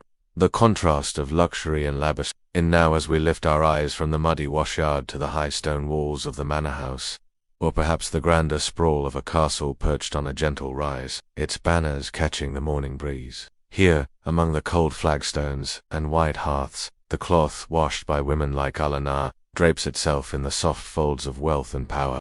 Imagine yourself standing at the threshold of the Lord's great chamber. The rushes beneath your feet are freshly strewn with sweet-smelling herbs, lavender, rosemary, and marjoram, a fragile disguise for the stale scent of damp walls and the smoke that curls endlessly from the great hearth. On the bed, its canopy, a sweep of heavy woven fabric, lies a linen sheet white as a winter sky. It smells faintly of sopwort and river air, the ghost of the washyard's labor clinging here, though no noble nose will ever detect the cracked hands and stinging lie that brought it to this place. The castle laundress, sometimes a servant kept close, sometimes an older woman trusted with linens too delicate to be sent down to the village yard, bends over the bed smoothing the sheet until it lies crisp, and even she checks for stray threads, for stains missed in the boiling tub, for the tiny tatters that betray the linen's true age. These details matter more here than they ever could among the cottages. In a manor house, a spot on a collar can raise a question about a wife's diligence. A stray mark on a lord's handkerchief might feed a scandal before supper is cleared from the table. Walk now through the passageways where the castle's hidden life hums in the dark corners behind the great halls. A line of shifts, fine as spider silk, hang near the warming hearth, each one carefully draped over a low frame, so the heat does not scorch the fabric. These belong to the lady of the house, or perhaps to her daughters. Each shift carrying the faint scent of rosewater, added as the final rinse so that when she draws the cloth over her skin, she feels a softness the laundress never will. And yet for all this perfume and care the same stains wait in hidden folds. Sweat at the underarm's small secret, drips of ink from the letters she pens at her writing desk, a drop of wine spilled in laughter or tears soaked into a pillow when no one is near to see. The lady's secrets rest in the linen, just as surely as the farmer's boy's tunic holds the stubborn streaks of mud and straw. Once washed and dried, the lord's shirts are laid flat on a table in the solar, where the lady's maid might sprinkle them with scented water and press them with a warmed stone or a heavy iron, the handle wrapped in cloth to keep the heat from burning her hand. The scent of lavender fills the narrow room, masking the sharper note of soap and the faint whiff of lye that clings stubbornly to the cloth as deepest threads. But what separates the cloth in these halls from the washyard below is not the stains themselves. It is the unspoken comfort that someone else bears the weight of removing them. For every spotless hem there is a laundress bent over her tub, a girl hauling water from the river's chill, a pair of hands rubbed raw, so that no lord need trouble himself with the dirt that life insists on leaving behind. In winter, the burden grows heavier still. The lord's thick bedding, the great blankets and hang that line the stone walls to keep out the cold, these are carried down to the lower yards when the snow melts, just enough for the water to run freely again. The weight of a single woolen coverlet soaked through with soap and rinse water is enough to bend the back of a strong man. Yet it is women who bear it, step by careful step, to the lines strung high between the castles up. Above them the lord might stand at the battlements, his eyes cast over the fields beyond the walls, never thinking once of the labor that keeps his bed warm and his guests from turning up their noses at stale scents. The women's laughter drifts up now and then, not mocking, but simply the echo of work shared. A moment's break from the ache that knots shoulders and fingers stiff with the day's cold. The more clothed, the cleaner the clothed, the whiter and finer the weave, the louder the statement of wealth and the quiet comfort of never needing to stand knee-deep in suds yourself. In the great hall, guests dine at long tables draped with pressed cloths, their cups set carefully to avoid spills that might stain the hostess' pride more than the linen itself. Yet beneath this quiet luxury, the washerwomen's hands shape the unseen foundation. Each shift, each pillowcase, each napkin and table runner, all hold the ghost of river water and the hiss of boiling vapor. In the hush of the castle laundry rooms, the hum of gossip and secrets clings like steam. A torn hem here, a stray hair caught in a pillow seam there, hints of what goes on behind closed doors, noted and kept silent by the same hands that smooth away every mark. So, as you stand in the glow of the hearth that warms these high halls, remember the echoes of the washyard below. Behind every fresh sheet that catches the candle's light, every sweet-scented pillowcase that cradles a noble head, there is the hush of paddles, striking stone, the quiet strength of backs bent over, boiling pots and the river that whispers its secrets away into the dark. Drift a little deeper now into the corridors where wealth drapes itself in fine cloth and candles burn low against stone walls. Here, in the hush behind carved oak doors, fresh linen is more than comfort. It is a mark of order, a sign that life within these walls is well governed and cared for. But while the lords dine and rest wrapped in the softness of newly washed sheets, the women whose hands keep that cloth white remain largely unseen, their presence felt only in the gentle rustle of fabric drawn tight across a bed or laid smooth on the table. Imagine the lady of the house now, seated by her window with the afternoon sun streaming over her shoulder. She wears a shift so fine it seems spun from milk, embroidered with tiny flowers that trace her collarbone. It feels cool against her skin, carrying the faintest trace of lavender from the rinse water. In her hand she holds a letter, the ink drying in the hush of the chamber. If she spills a drop on her sleeve, she will not worry. A slip of her hand means only that the shift will travel back to the washyard below. There it will be scoured, soaked, and laid to dry while she rests, easy in another, just like it.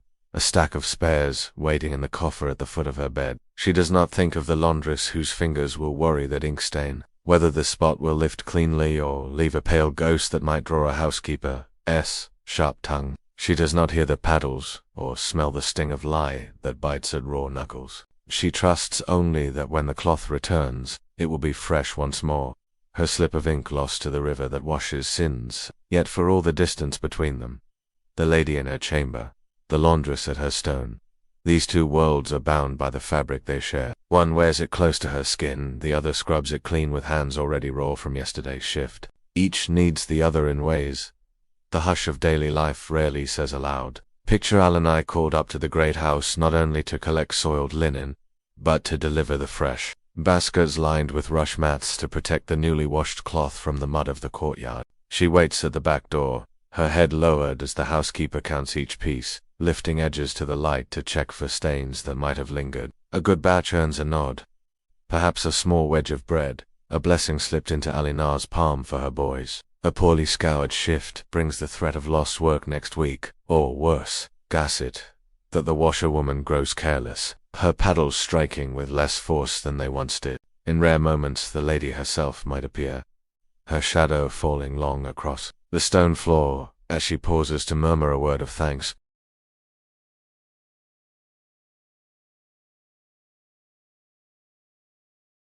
Such gifts do not change the weight of the basket in Alinar's arms, nor the ache in her wrists, but they remind her that her labor leaves an imprint on lives far removed from the muddy yard. The linen itself is a bridge, a thread spun from distant flax fields, woven by hands calloused from the loom, scoured by the river's chill, boiled in pots, blackened by countless fires. By the time it wraps a lord's shoulders or drapes a table for a feast, it has passed through more hands than the noble who claims it will ever know. And each pair of those hands leaves behind something small.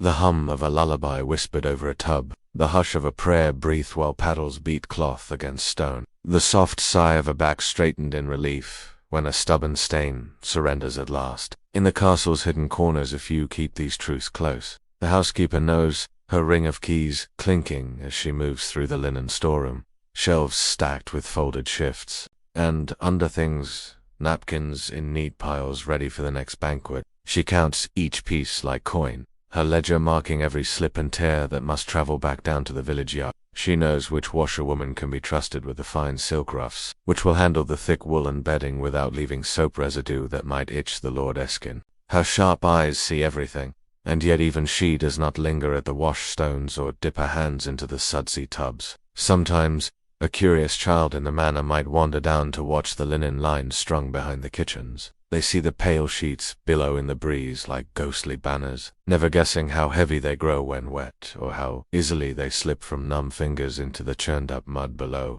To the child, it is just another sight of the castle's hidden hum, a soft backdrop to lessons in Latin, or the daily tread across the echoing hall. In these small glimpses, the two worlds touch. The soft hush of luxury and the raw rasp of labor, joined by cloth that absorbs each in equal measure. One side trusts that the linen will always be there, crisp and clean, a barrier between skin and rough wool or cold stone. The other knows that stains never vanish entirely. They only drift downstream for a time, waiting to return when no one watches too closely. So stand here for a moment, in the castle's back passage where the warm scent of lavender drifts from pressed shifts and the quiet echo of paddles seems impossibly distant. Feel how the stone floor cools your feet, how the cloth in your hands carries a warmth stolen from another's labor. The lady in her chamber and the laundress in her yard share this cloth, though they will never share its weight equally. Between them flows the river, its hush, a reminder that in every corner of this grand hall, there are echoes of hands that beat away the dirt, only to see it return again and again. Imagine now the hush that settles over a grand house as dusk creeps in, candles flickering in alcoves, while the hearths burn low behind heavy oak doors. In the castle-less winding passages, the scent of roasted meat and spiced wine drifts from the hall, but behind the carved panels and rushes-strewn floors, linen waits, folded, stacked, or soaking quietly in basins in the still rooms that few noble eyes ever visit. Here, in these shadowed corners, the laundress's touch lingers long after she has left the yard. A crisp tablecloth laid on the feasting table might hide the mark of a grease stain barely lifted by a wash of chamber lye. A lord's nightshirt fresh-smelling with a whisper of lavender might carry the faintest ghost of the river's dampness pressed deep into its weave. These quiet reminders are never spoken of in the bright company of dinner guests, but they drift beneath the chatter like the low burble of water under ice. Picture the laundry rooms tucked at the far side of the castle's lower yard, not as grand as the buttery or the well-kept larder, but just as vital, though such luxury would never be spared for those who spend their days at the paddles. Here, thicker hangings and heavy bed linens are dragged in bundles through narrow doorways, dumped in steaming tubs large enough for 2 grown men to bathe in. Inside these half-lit rooms, a house servant oversees the process. Sometimes it is a trusted older maid who has earned her place by years of silent work, her hands not as cracked as the village washerwomen, but never fully free of the lie espied either. She moves quietly among the tubs, stirring the water with a long paddle, careful not to scald her skin on the iron cauldrons that bubble near the hearth. These rooms carry secrets the grand hall never hears. Bits of conversation slip like soap bubbles through the steam. A lordess' tunic returns stained in places that whisper of late night. A lady's handkerchief bearing the faintest trace of tears she claimed never fell. The castle laundress knows these things, but keeps her head back, her eyes on the rinse water as she works the cloth until the stories fade into the steam. Sometimes, a piece of linen bears a mark too stubborn to lift. Imagine a silk pillowcase with an ink stain that no amount of vinegar and sun can erase. The lordess' signature carelessly scrawled and blotted in the night while signing orders by candlelight. The stain becomes a small lesson in humility, hidden beneath a fresh pillow slip, invisible to the household but remembered by the laundress who scrubs and sighs and tries again next wash day. Above these lower chambers, the lady's solar holds its own small rituals. When new linen arrives, the lady herself might brush her fingertips across its surface, noting the weave's fineness and the scent left by the last rinse. She comments softly to her maid about the brightness of the cloth, praising its whiteness as though it were a matter of magic rather than the scalding pots and aching wrists that made it so. Occasionally, a curious child might slip down to the laundry quarters, peering wide-eyed at the sight of steam rising from the big vats. They ask, pulling at the hem of a laundress's sleeve. The older women chuckle softly, passing down half-truths. It's the river's gift, they say, or it's the sun that does it. Child, the sun and the river working together. They do not speak of the rawness beneath their fingernails, the way the lie stings open, cuts, or the hush of secrets beaten from the cloth alongside the dirt. Beyond the daily routine, the laundry's hidden corridors hold moments that stitch the laboring world and the noble world together, more tightly than either side admit. A housemaid might slip a private note into a pile of linen, trusting the village washerwoman to pass it along to a lover working in the stables. A washerwoman might learn when the household will be away for the hunting season, timing her deliveries to spare her from icy trips across frozen lanes. Even the house steward might pass through these rooms now and then, dropping a quiet word about what needs extra care.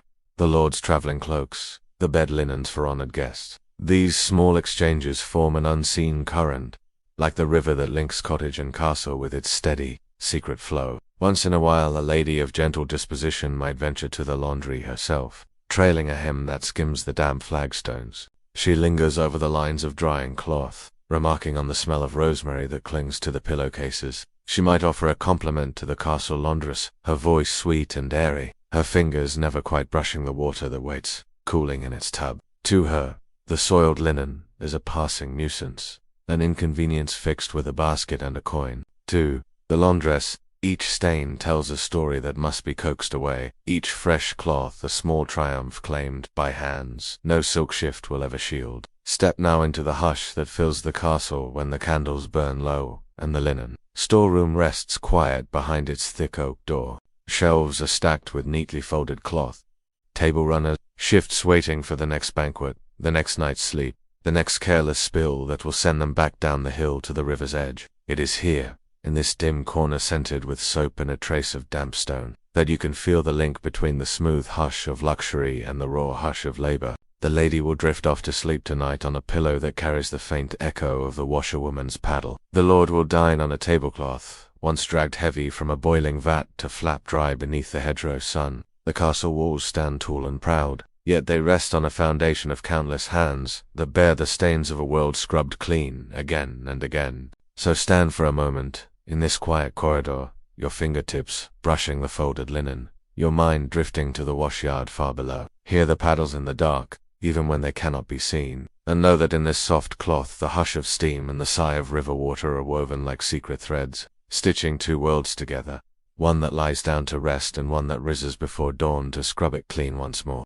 Let yourself rest now in the hush that settles over both worlds, the one warmed by the river steam and the one softened by the glow of a castle hearth. Here in this final stretch of the long corridor that runs between rough paddles and silken shifts, we find the quiet truth that the linen which clothes the lord, the lady, and the humble peasant ties them together more tightly than they will ever say aloud. Picture dawn at the manor once more. The sun creeps over the frosted roofs, catching on the flutter of linen pinned to the lines that run behind the kitchen yard. The laundry maid stands near the edge of the stone wall, shaking out a shift so fine it nearly disappears in the morning mist. She examines it in the pale light, fingers brushing along seams that show the first whispers of wear. Soon enough, it will return to the village yard, to Alina, or another like her, to be scrubbed yet again. The cycle spinning onward with a certainty as steady as the river's flow.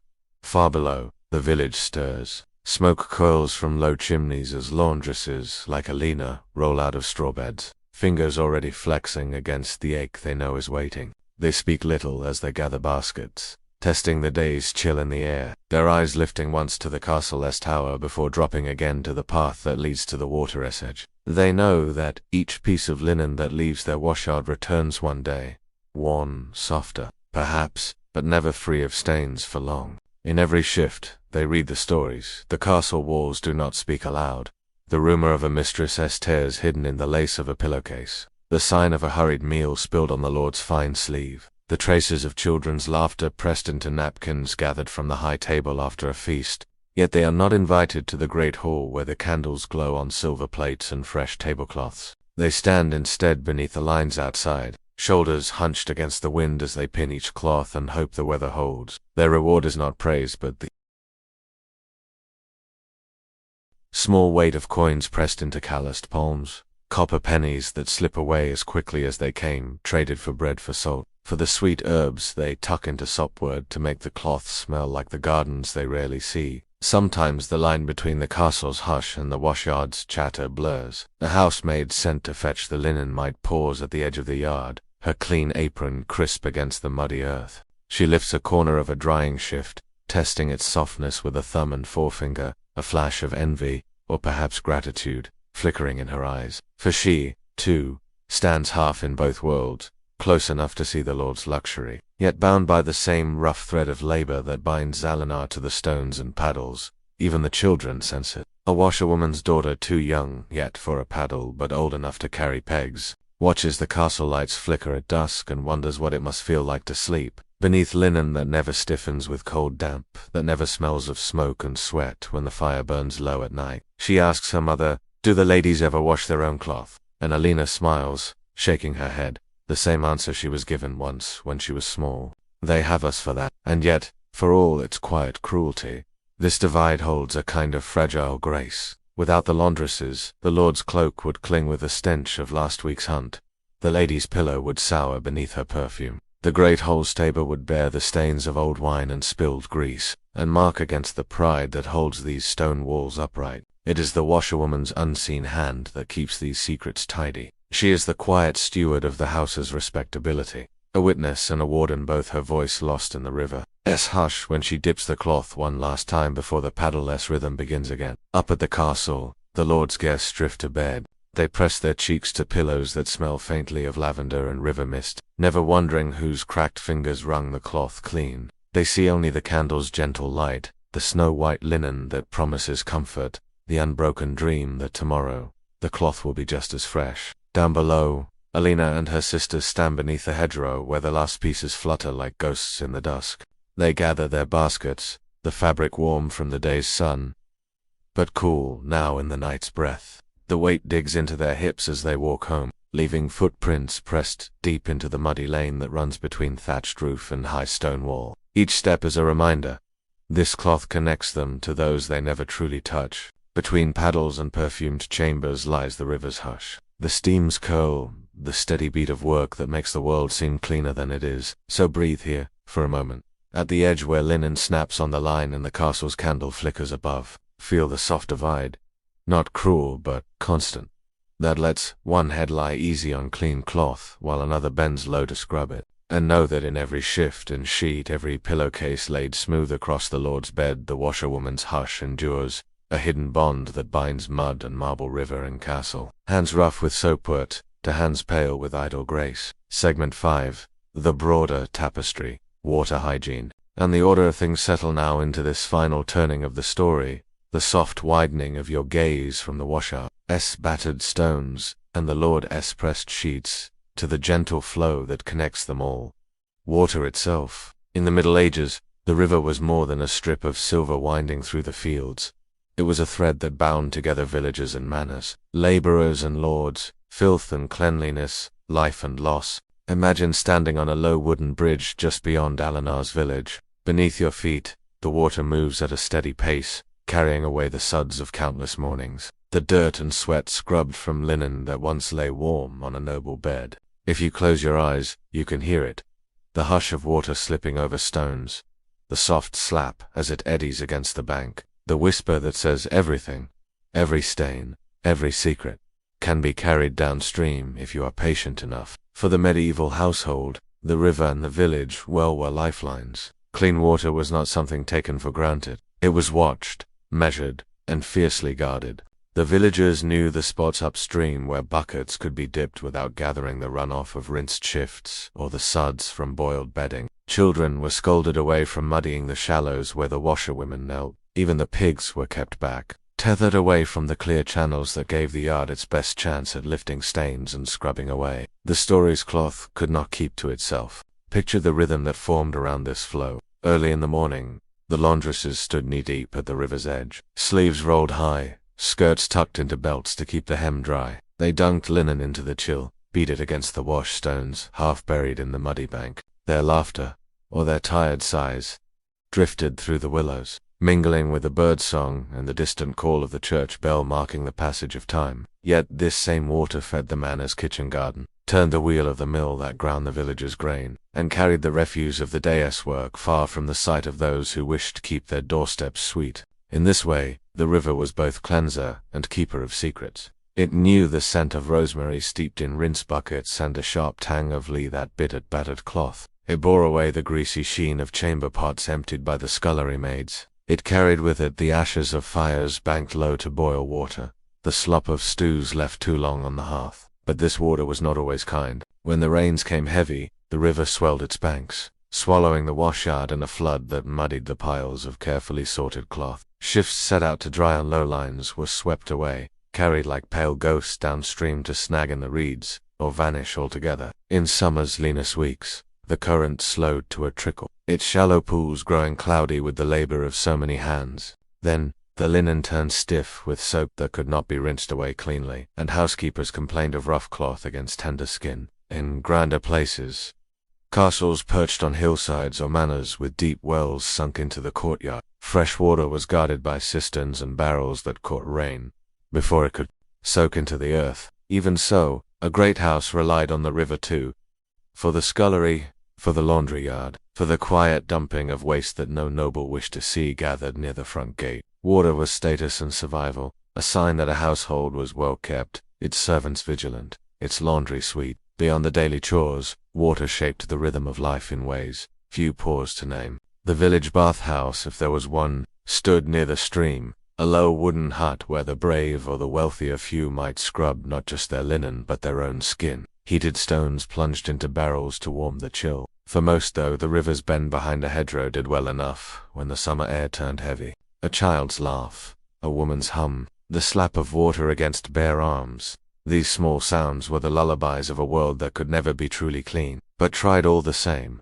To the laundress, the river was an ally and a test. It was her tool, her burden, her silent witness. Each dawn she thanked its flow for carrying away the sweat and filth, the rumors tucked into hymns, the worries soaked deep into wool and linen alike. And each dusk she watched it slip away again, knowing tomorrow it would return with the stains anew, waiting for her cracked hands and humble charms. Stand now on that low bridge a while longer. Look downstream where the river bends away into reeds and rushes, carrying its suds and secrets far beyond sight. The paddles rest on the yardstones, the sopwort roots dry on the cottage rafters.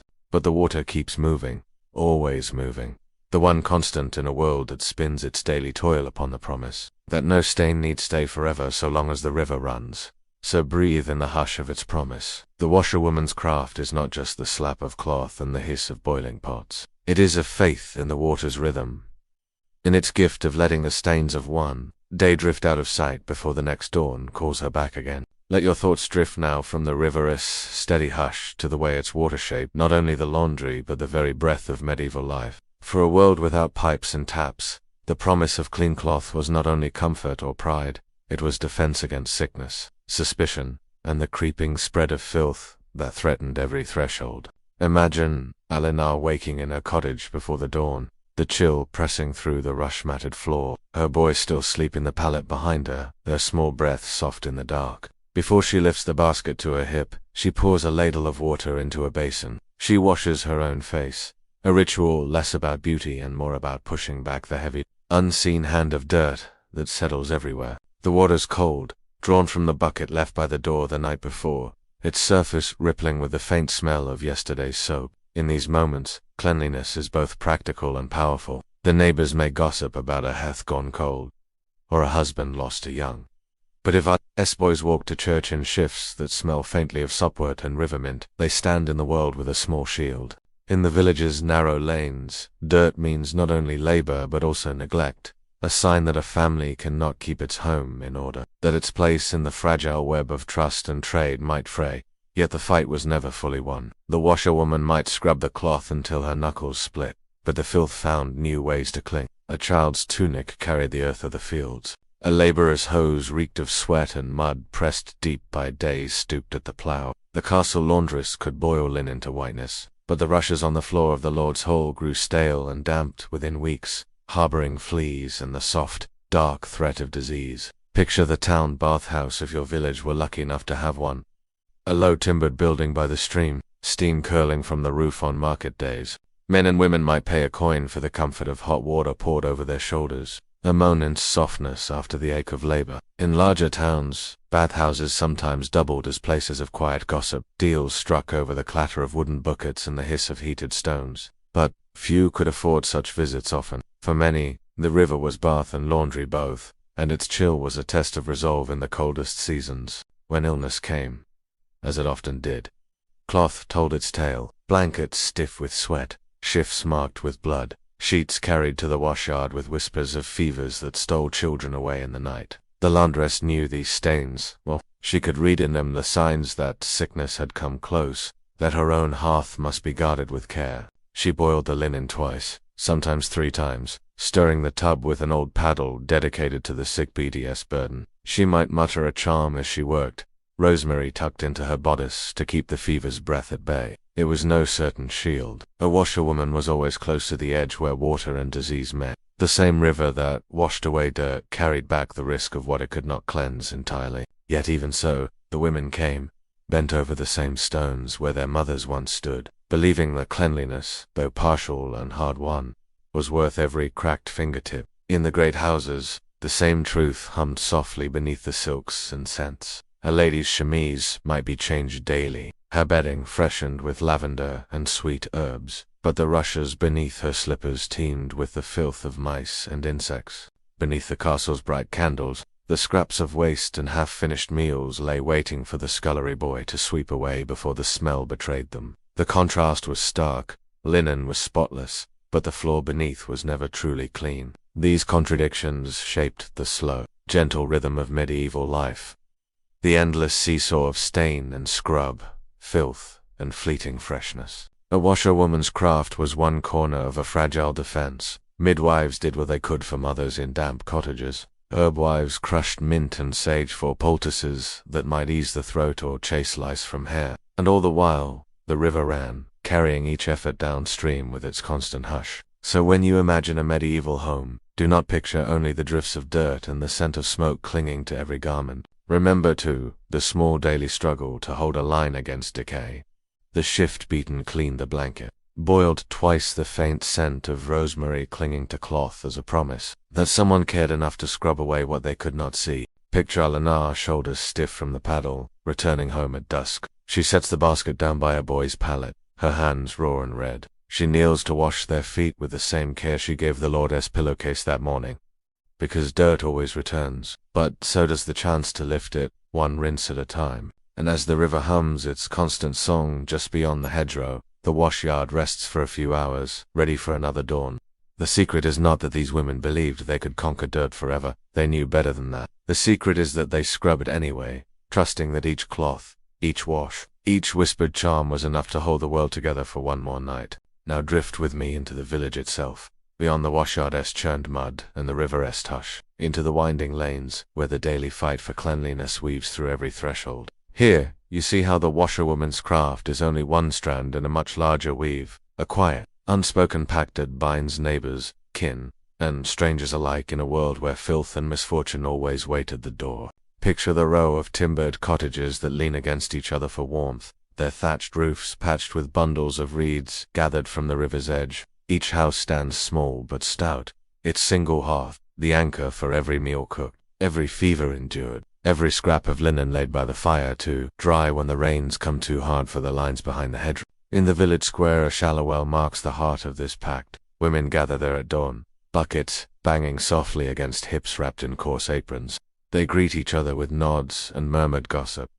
Who has fallen ill? Whose child ran barefoot too long in the chill and now coughs through the night? Clean water drawn here means more than tea or broth. It means rinses for the household claws, a pot kept hot for the lye soak, a promise that what clings to skin and fabric alike might be kept at bay. The village children learned this rhythm early. A small boy follows his mother to the washyard, hauling a tin pail half his height. He watches her beat the cloth against the stone, eyes wide as she explains how stains tell stories. This was your father's shirt, the mark on the cuff. That's where he leans his elbow when he whittles wood. Even a stain becomes a thread that binds one life to another. Dirt as proof of labor, and soap as the sign that the village holds itself together by tending to its own. Sometimes the washyard becomes a meeting place, a circle of murmured confessions and quiet trades. Alina might stand shoulder to shoulder with the butcher's wife, each woman beating cloth in time with the other's rhythm. Between the slap of wet linen and the hiss of steam, they share scraps of news that never make it to the Lord's hall. Whose cow is calving early, which field turned up a stone so large it cracked the plough blade. The river carries away not just the dirt but the talk that knots the village close, a current of trust as constant as its flow. A bakeress wife notices the laundress's raw hands and slips her the end crusts of the day's loaves. These tiny exchanges shape the larger order. A shepherd's girl, waiting for her mother's tunic to rinse clean, trades a clump of wool to patch a blanket worn thin from years of washing. However muddy their doorstep, no coin changes hands for these gifts, yet each holds its own worth. Small kindnesses woven into the cloth of daily life, proof that no one stands alone when sickness sweeps through the lanes. And it always comes like floodwater that rises fast and slips away, leaving its marks behind. These quiet trades and shared efforts become a net that holds the village together. The washerwoman boils the fever sheets twice, muttering a half-remembered rhyme as rosemary crackles in the pot. Knows this pact exists. She rubs her hands with goose fat when the lie bites too deep, and the neighbor's girl brings her mint to tuck in the cracks of the cottage door. A poultice, a prayer, a pail of clear water. All parts of the same promise. To keep the stains at bay, to hold a line against what the river alone cannot carry off. Even the Lord Steward, perched high above in his ledgered world of rents and tides, he may not dip his hands into the rinse buckets, but he sends down scraps of soap when the manor's barrels arrive. He nods to the laundress when she comes to the gate, a small sign that he knows how closely the village steadiness clings to the hush of her yard. Should she fail? Should the cloth sour, the gossip turn, the baskets return stained and smelling of mildew? The neat order that keeps the manor sweet and the Lord's hall untarnished might begin to unravel. And so the washerwoman's labor stitches itself through every corner of village life. She is not alone at her stone. Beside her stand the midwife, the miller's wife, the boy who hauls water from the stream. Each in their own way dips their hands into the same river, trusting that its flow will bear away not just dirt, but doubt and discord too. Imagine the dusk now, the last paddles set aside for the night, the lines behind the hedge heavy with cloth that flutters in the cooling breeze. Children dart between poles, pegs clutched tight in small fists as they play at hanging shifts of their own. A dog barks. A rooster caws once more before he settles in a roost, and the village exhales, knowing that, for tonight at least, the stains are washed clean, the secrets safe beneath layers of cloth pinned soft and white against the dark. Stand here for a moment at the washyard's edge, where the water laps against the mud and the river's hush drifts through the reeds. Feel how this flow binds every door and hearth, every blanket and basin. It is the silent circle that holds the village close. A promise that each dawn will bring new stains. Yes, but also the hands that know how to lift them away, one careful scrub at a time. Let your thoughts drift now through the final soft sweep of the village and its river, the quiet hush that settles when the paddles rest and the last baskets stand empty by the door. For all the chatter of the washyard and the clamor of daily life, it is this hush, this gentle lull, that carries the true story of how water, cloth, and care bound an untidy world into something bearable. Picture Alienor once more, leaning against the worn lintel of her cottage door. Her boys lie curled beneath the blankets. She boiled that morning, their breathing slow, their cheeks flushed with sleep. The rushes on her floor still smell faintly of the mint she tucked among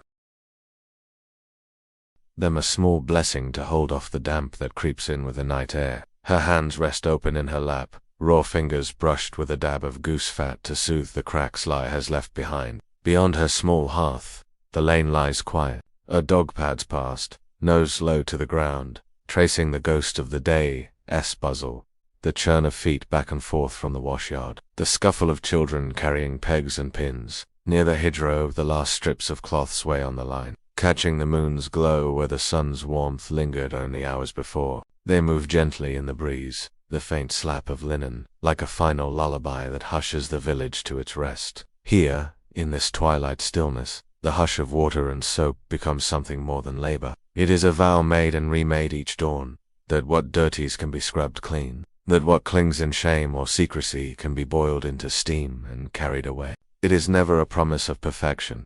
No laundress ever claimed that a stain might not return, or that a piece of linen might not fray beyond mending. But it is a promise of trying, and trying again, and trusting the river's flow to bear away what hands alone cannot. Think of the larger hush that holds this small world together, the neighbor's nod at the well, the butcher's wife slipping an extra scrap of tallow for soap, the steward's careful tally of shifts returned white enough for the Lord's table. Each small kindness, each unnoticed effort, is a thread in the weave that keeps the village upright when the winter comes or illness hovers near. Even the housemaid who stands in the castle yard, shaking out the Lord's bed linens, knows that the bright banners in the great hall mean little if the sheets beneath them sour with neglect. This is the circle.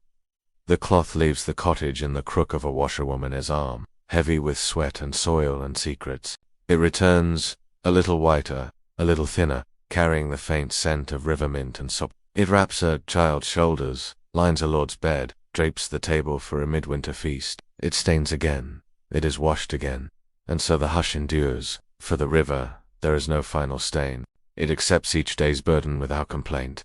The lie in the suds, the rumors whispered over soapy buckets, the tiny miracles of rosemary and vinegar and moonlight. The washerwoman bends to its bank like her mother before her, trusting its flow to forgive what the paddle cannot quite lift. And so, when Eleanor sets down her basket at the day's end, when the paddles rest against the stones, and the lines stand empty in the dusk, there is no triumph. There is only this soft breath of enough. Enough water, enough soap, enough strength in arms that will rise again tomorrow to beat away whatever dirt the world drags home next. Stand with her for a moment longer at the threshold. Listen to the night gather itself around the hush of the yard, the hush of the river beyond. The moon drifts high above the hedge, its pale glow caught on the last threads of linen left to dry. The water's song is steady, gentle, never hurried. In its hush lies the truth the washerwoman has always known, that what matters is not that the cloth stays white, but that the hands keep scrubbing. The water keeps flowing, the stains drift away. In the simple promise of these acts, life remains stitched together for one more day. Gentle closing, a final hush for rest settle in now, just as the last threads of linen settle on their lines beneath the watchful moon. Let the paddles rest, the washyard lie quiet, and the river's hush become your own. Within each home, small shapes curl beneath blankets once heavy with stains, now washed clean. The mother by her hut, the child who laughs in dreams. She does not think of the cracked hands that scoured this cloth, or the river that bore away the secret stories pressed into its weave. And that is as it should be, for her hushie is different, yet held together by the same thread that runs through the muddy washyard far below. The washerwoman, her basket empty at last, her shoulders bent but her spirit unbowed. For all the day's labor, the boiling the rough rub of lie against raw hands, the paddles striking stone, has slipped downstream now, carried off into the night's soft dark. No shift left undone, no cloth that must be scrubbed again before dawn. For now there is only the slow song of the river, the memory of paddles resting against smooth stones, and the quiet promise that tomorrow's stains will come, but so will the hands ready to meet them. Picture the village as it sleeps, cottages tucked tight against the cool breath of evening, rushes on the floor still sweetened by mint and rosemary. Somewhere in the manor's highest room, a lady shifts on her pillow, fine linen cool against her cheek. The Lord's careless spills, and you feel the soft truth that in this hush there is a promise, that the stains of one day do not have to follow you into the next. Let your shoulders fall, the weight of the paddles slip from your mind. The steam's sting soften into warmth that wraps you like a well-washed blanket. Imagine the cloth fluttering on the line above your head, the threads catching moonlight like pale ghosts, proof that even the world's messiest burdens can be lifted, beaten, rinsed, and set free to dry. In the fields beyond, the water's flow carries with it the traces of all these lives, the gossip murmured over soapy tubs, the whispered lullabies shared between paddles, and prayer, the hope stitched into each rinse and wring that what dirties may be made clean again, if only for a while. You stand now at the edge of that water, the same gentle current that has borne the washerwoman, its burdens, the villager's secrets, so breathe with the river. In this hush there is no hurry. Drift now with Alina, with all the washerwomen who came before, with the hush of a world that knows its stains yet keeps washing them away, one gentle rhythm at a time. Sleep well, and let the river carry you softly to rest. Gentle final conclusion, a last drift downstream now, at the end of this long, steady tale. We stand once more beside the river, the quiet keeper of every stain, every secret, every bit of toil scrubbed away beneath a sky that has watched the washerwomen work for centuries. See it there, winding through the reeds at the washyard's edge, silver under the moon, whispering to the stones where paddles lie propped and still. The tubs have cooled, their steam long gone. The lines are empty, save for a final cloth that flutters like a ghost caught between worlds, one foot in the grime of life, the other in the promise of what clean water and strong hands can do. Close your eyes now and remember each place we drifted together. We stood in the washyard at dawn, our breath pale in the chill air, paddles slapping rhythm into the cloth, voices murmuring half-truths and charms. We bent with Alina as she bore the weight of stains too stubborn to lift in one day, trusting the river to carry what she could not. We stepped into the Lord's hall, where linen lay crisp and sweet-smelling on feather bed, a comfort born of labor no noble ever truly saw. We wandered the secret corners of the laundry rooms, where whispers and suds mixed beneath the high stone walls. We heard the small, soft pact of the village, a hush of hands passing bread crusts, and bunches of rosemary, each tiny trader stitch in the quilt of survival that wrapped the poor and the powerful alike. And always there was the water, the river that took what was given, the dirt, the rumor, the half-scrubbed shame, and bore it gently downstream, its hush saying, "Tomorrow you may start again. Tomorrow you may try once more to lift the stains that linger," for that is the promise woven into every shift and pillowcase, every blanket and tablecloth laid out in the sun. No mark is truly final, even if it returns, and it will. There are hands ready to scrub it clean again, and in that steady, unhurried rhythm lies the heartbeat of a life that never asks for perfection, only the quiet courage to keep scrubbing. So here we stand, you and I, on this low muddy bank, where so many feet have pressed deep hollows in the earth. The paddles rest against the washstones, their wood worn smooth by generations of strikes. The lines swayed gently overhead, catching the hush of the river and the hush of the night. In Alina's cottage, the hearth burns low. Her boys sleep easy beneath blankets that carry the faint, sweet trace of mint and salt. The goose fat she rubbed on her cracked knuckles is beginning its slow work, mending what the day wore down. The washyard sleeps with her, a tangle of footprints and soap bubbles settling into the dark. Listen now to what the river says in its steady slip over stones. Stains will come, it whispers, hands will meet them. Tomorrow, cloth will soil like today, did. But there will always be arms strong enough to beat the dirt away, paddles ready to strike, stone fires banked. Low to boil the worst of it clean, and in the hush of that promise is this comfort, that every burden does not have to be carried alone, that the water keeps flowing. A lullaby for all that clings too tight, all that needs to drift away, that every secret does not have to stain forever. So, breathe with a hush now, let the suds slip through your fingers and drift away. Let the paddle-less rhythm echo only as a memory in your mind, a gentle tap against stone, then silence. Let the lines stand empty and waiting for tomorrow's stains, but know that you need not lift a single basket tonight. Tonight, you rest with the hush, with the river, with the soft truth that in every cloth laid smooth across a bed, in every shift draped fresh on a child's shoulders, in every pillow pressed to a lady's cheek. Their lives the washerwoman Esquire vow, I will meet the dirt, may the paddles lie still, I will meet it again, I will meet it until the river carries me to downstream, my own burdens lifted one final time. Sleep now, wrapped in that hush. May the river run gently beside you. May tomorrow's dawn bring you fresh cloth, clean water, and the soft courage to scrub what must be scrubbed, and let go what must be let go. The stains of this day are gone. Drift softly to sleep.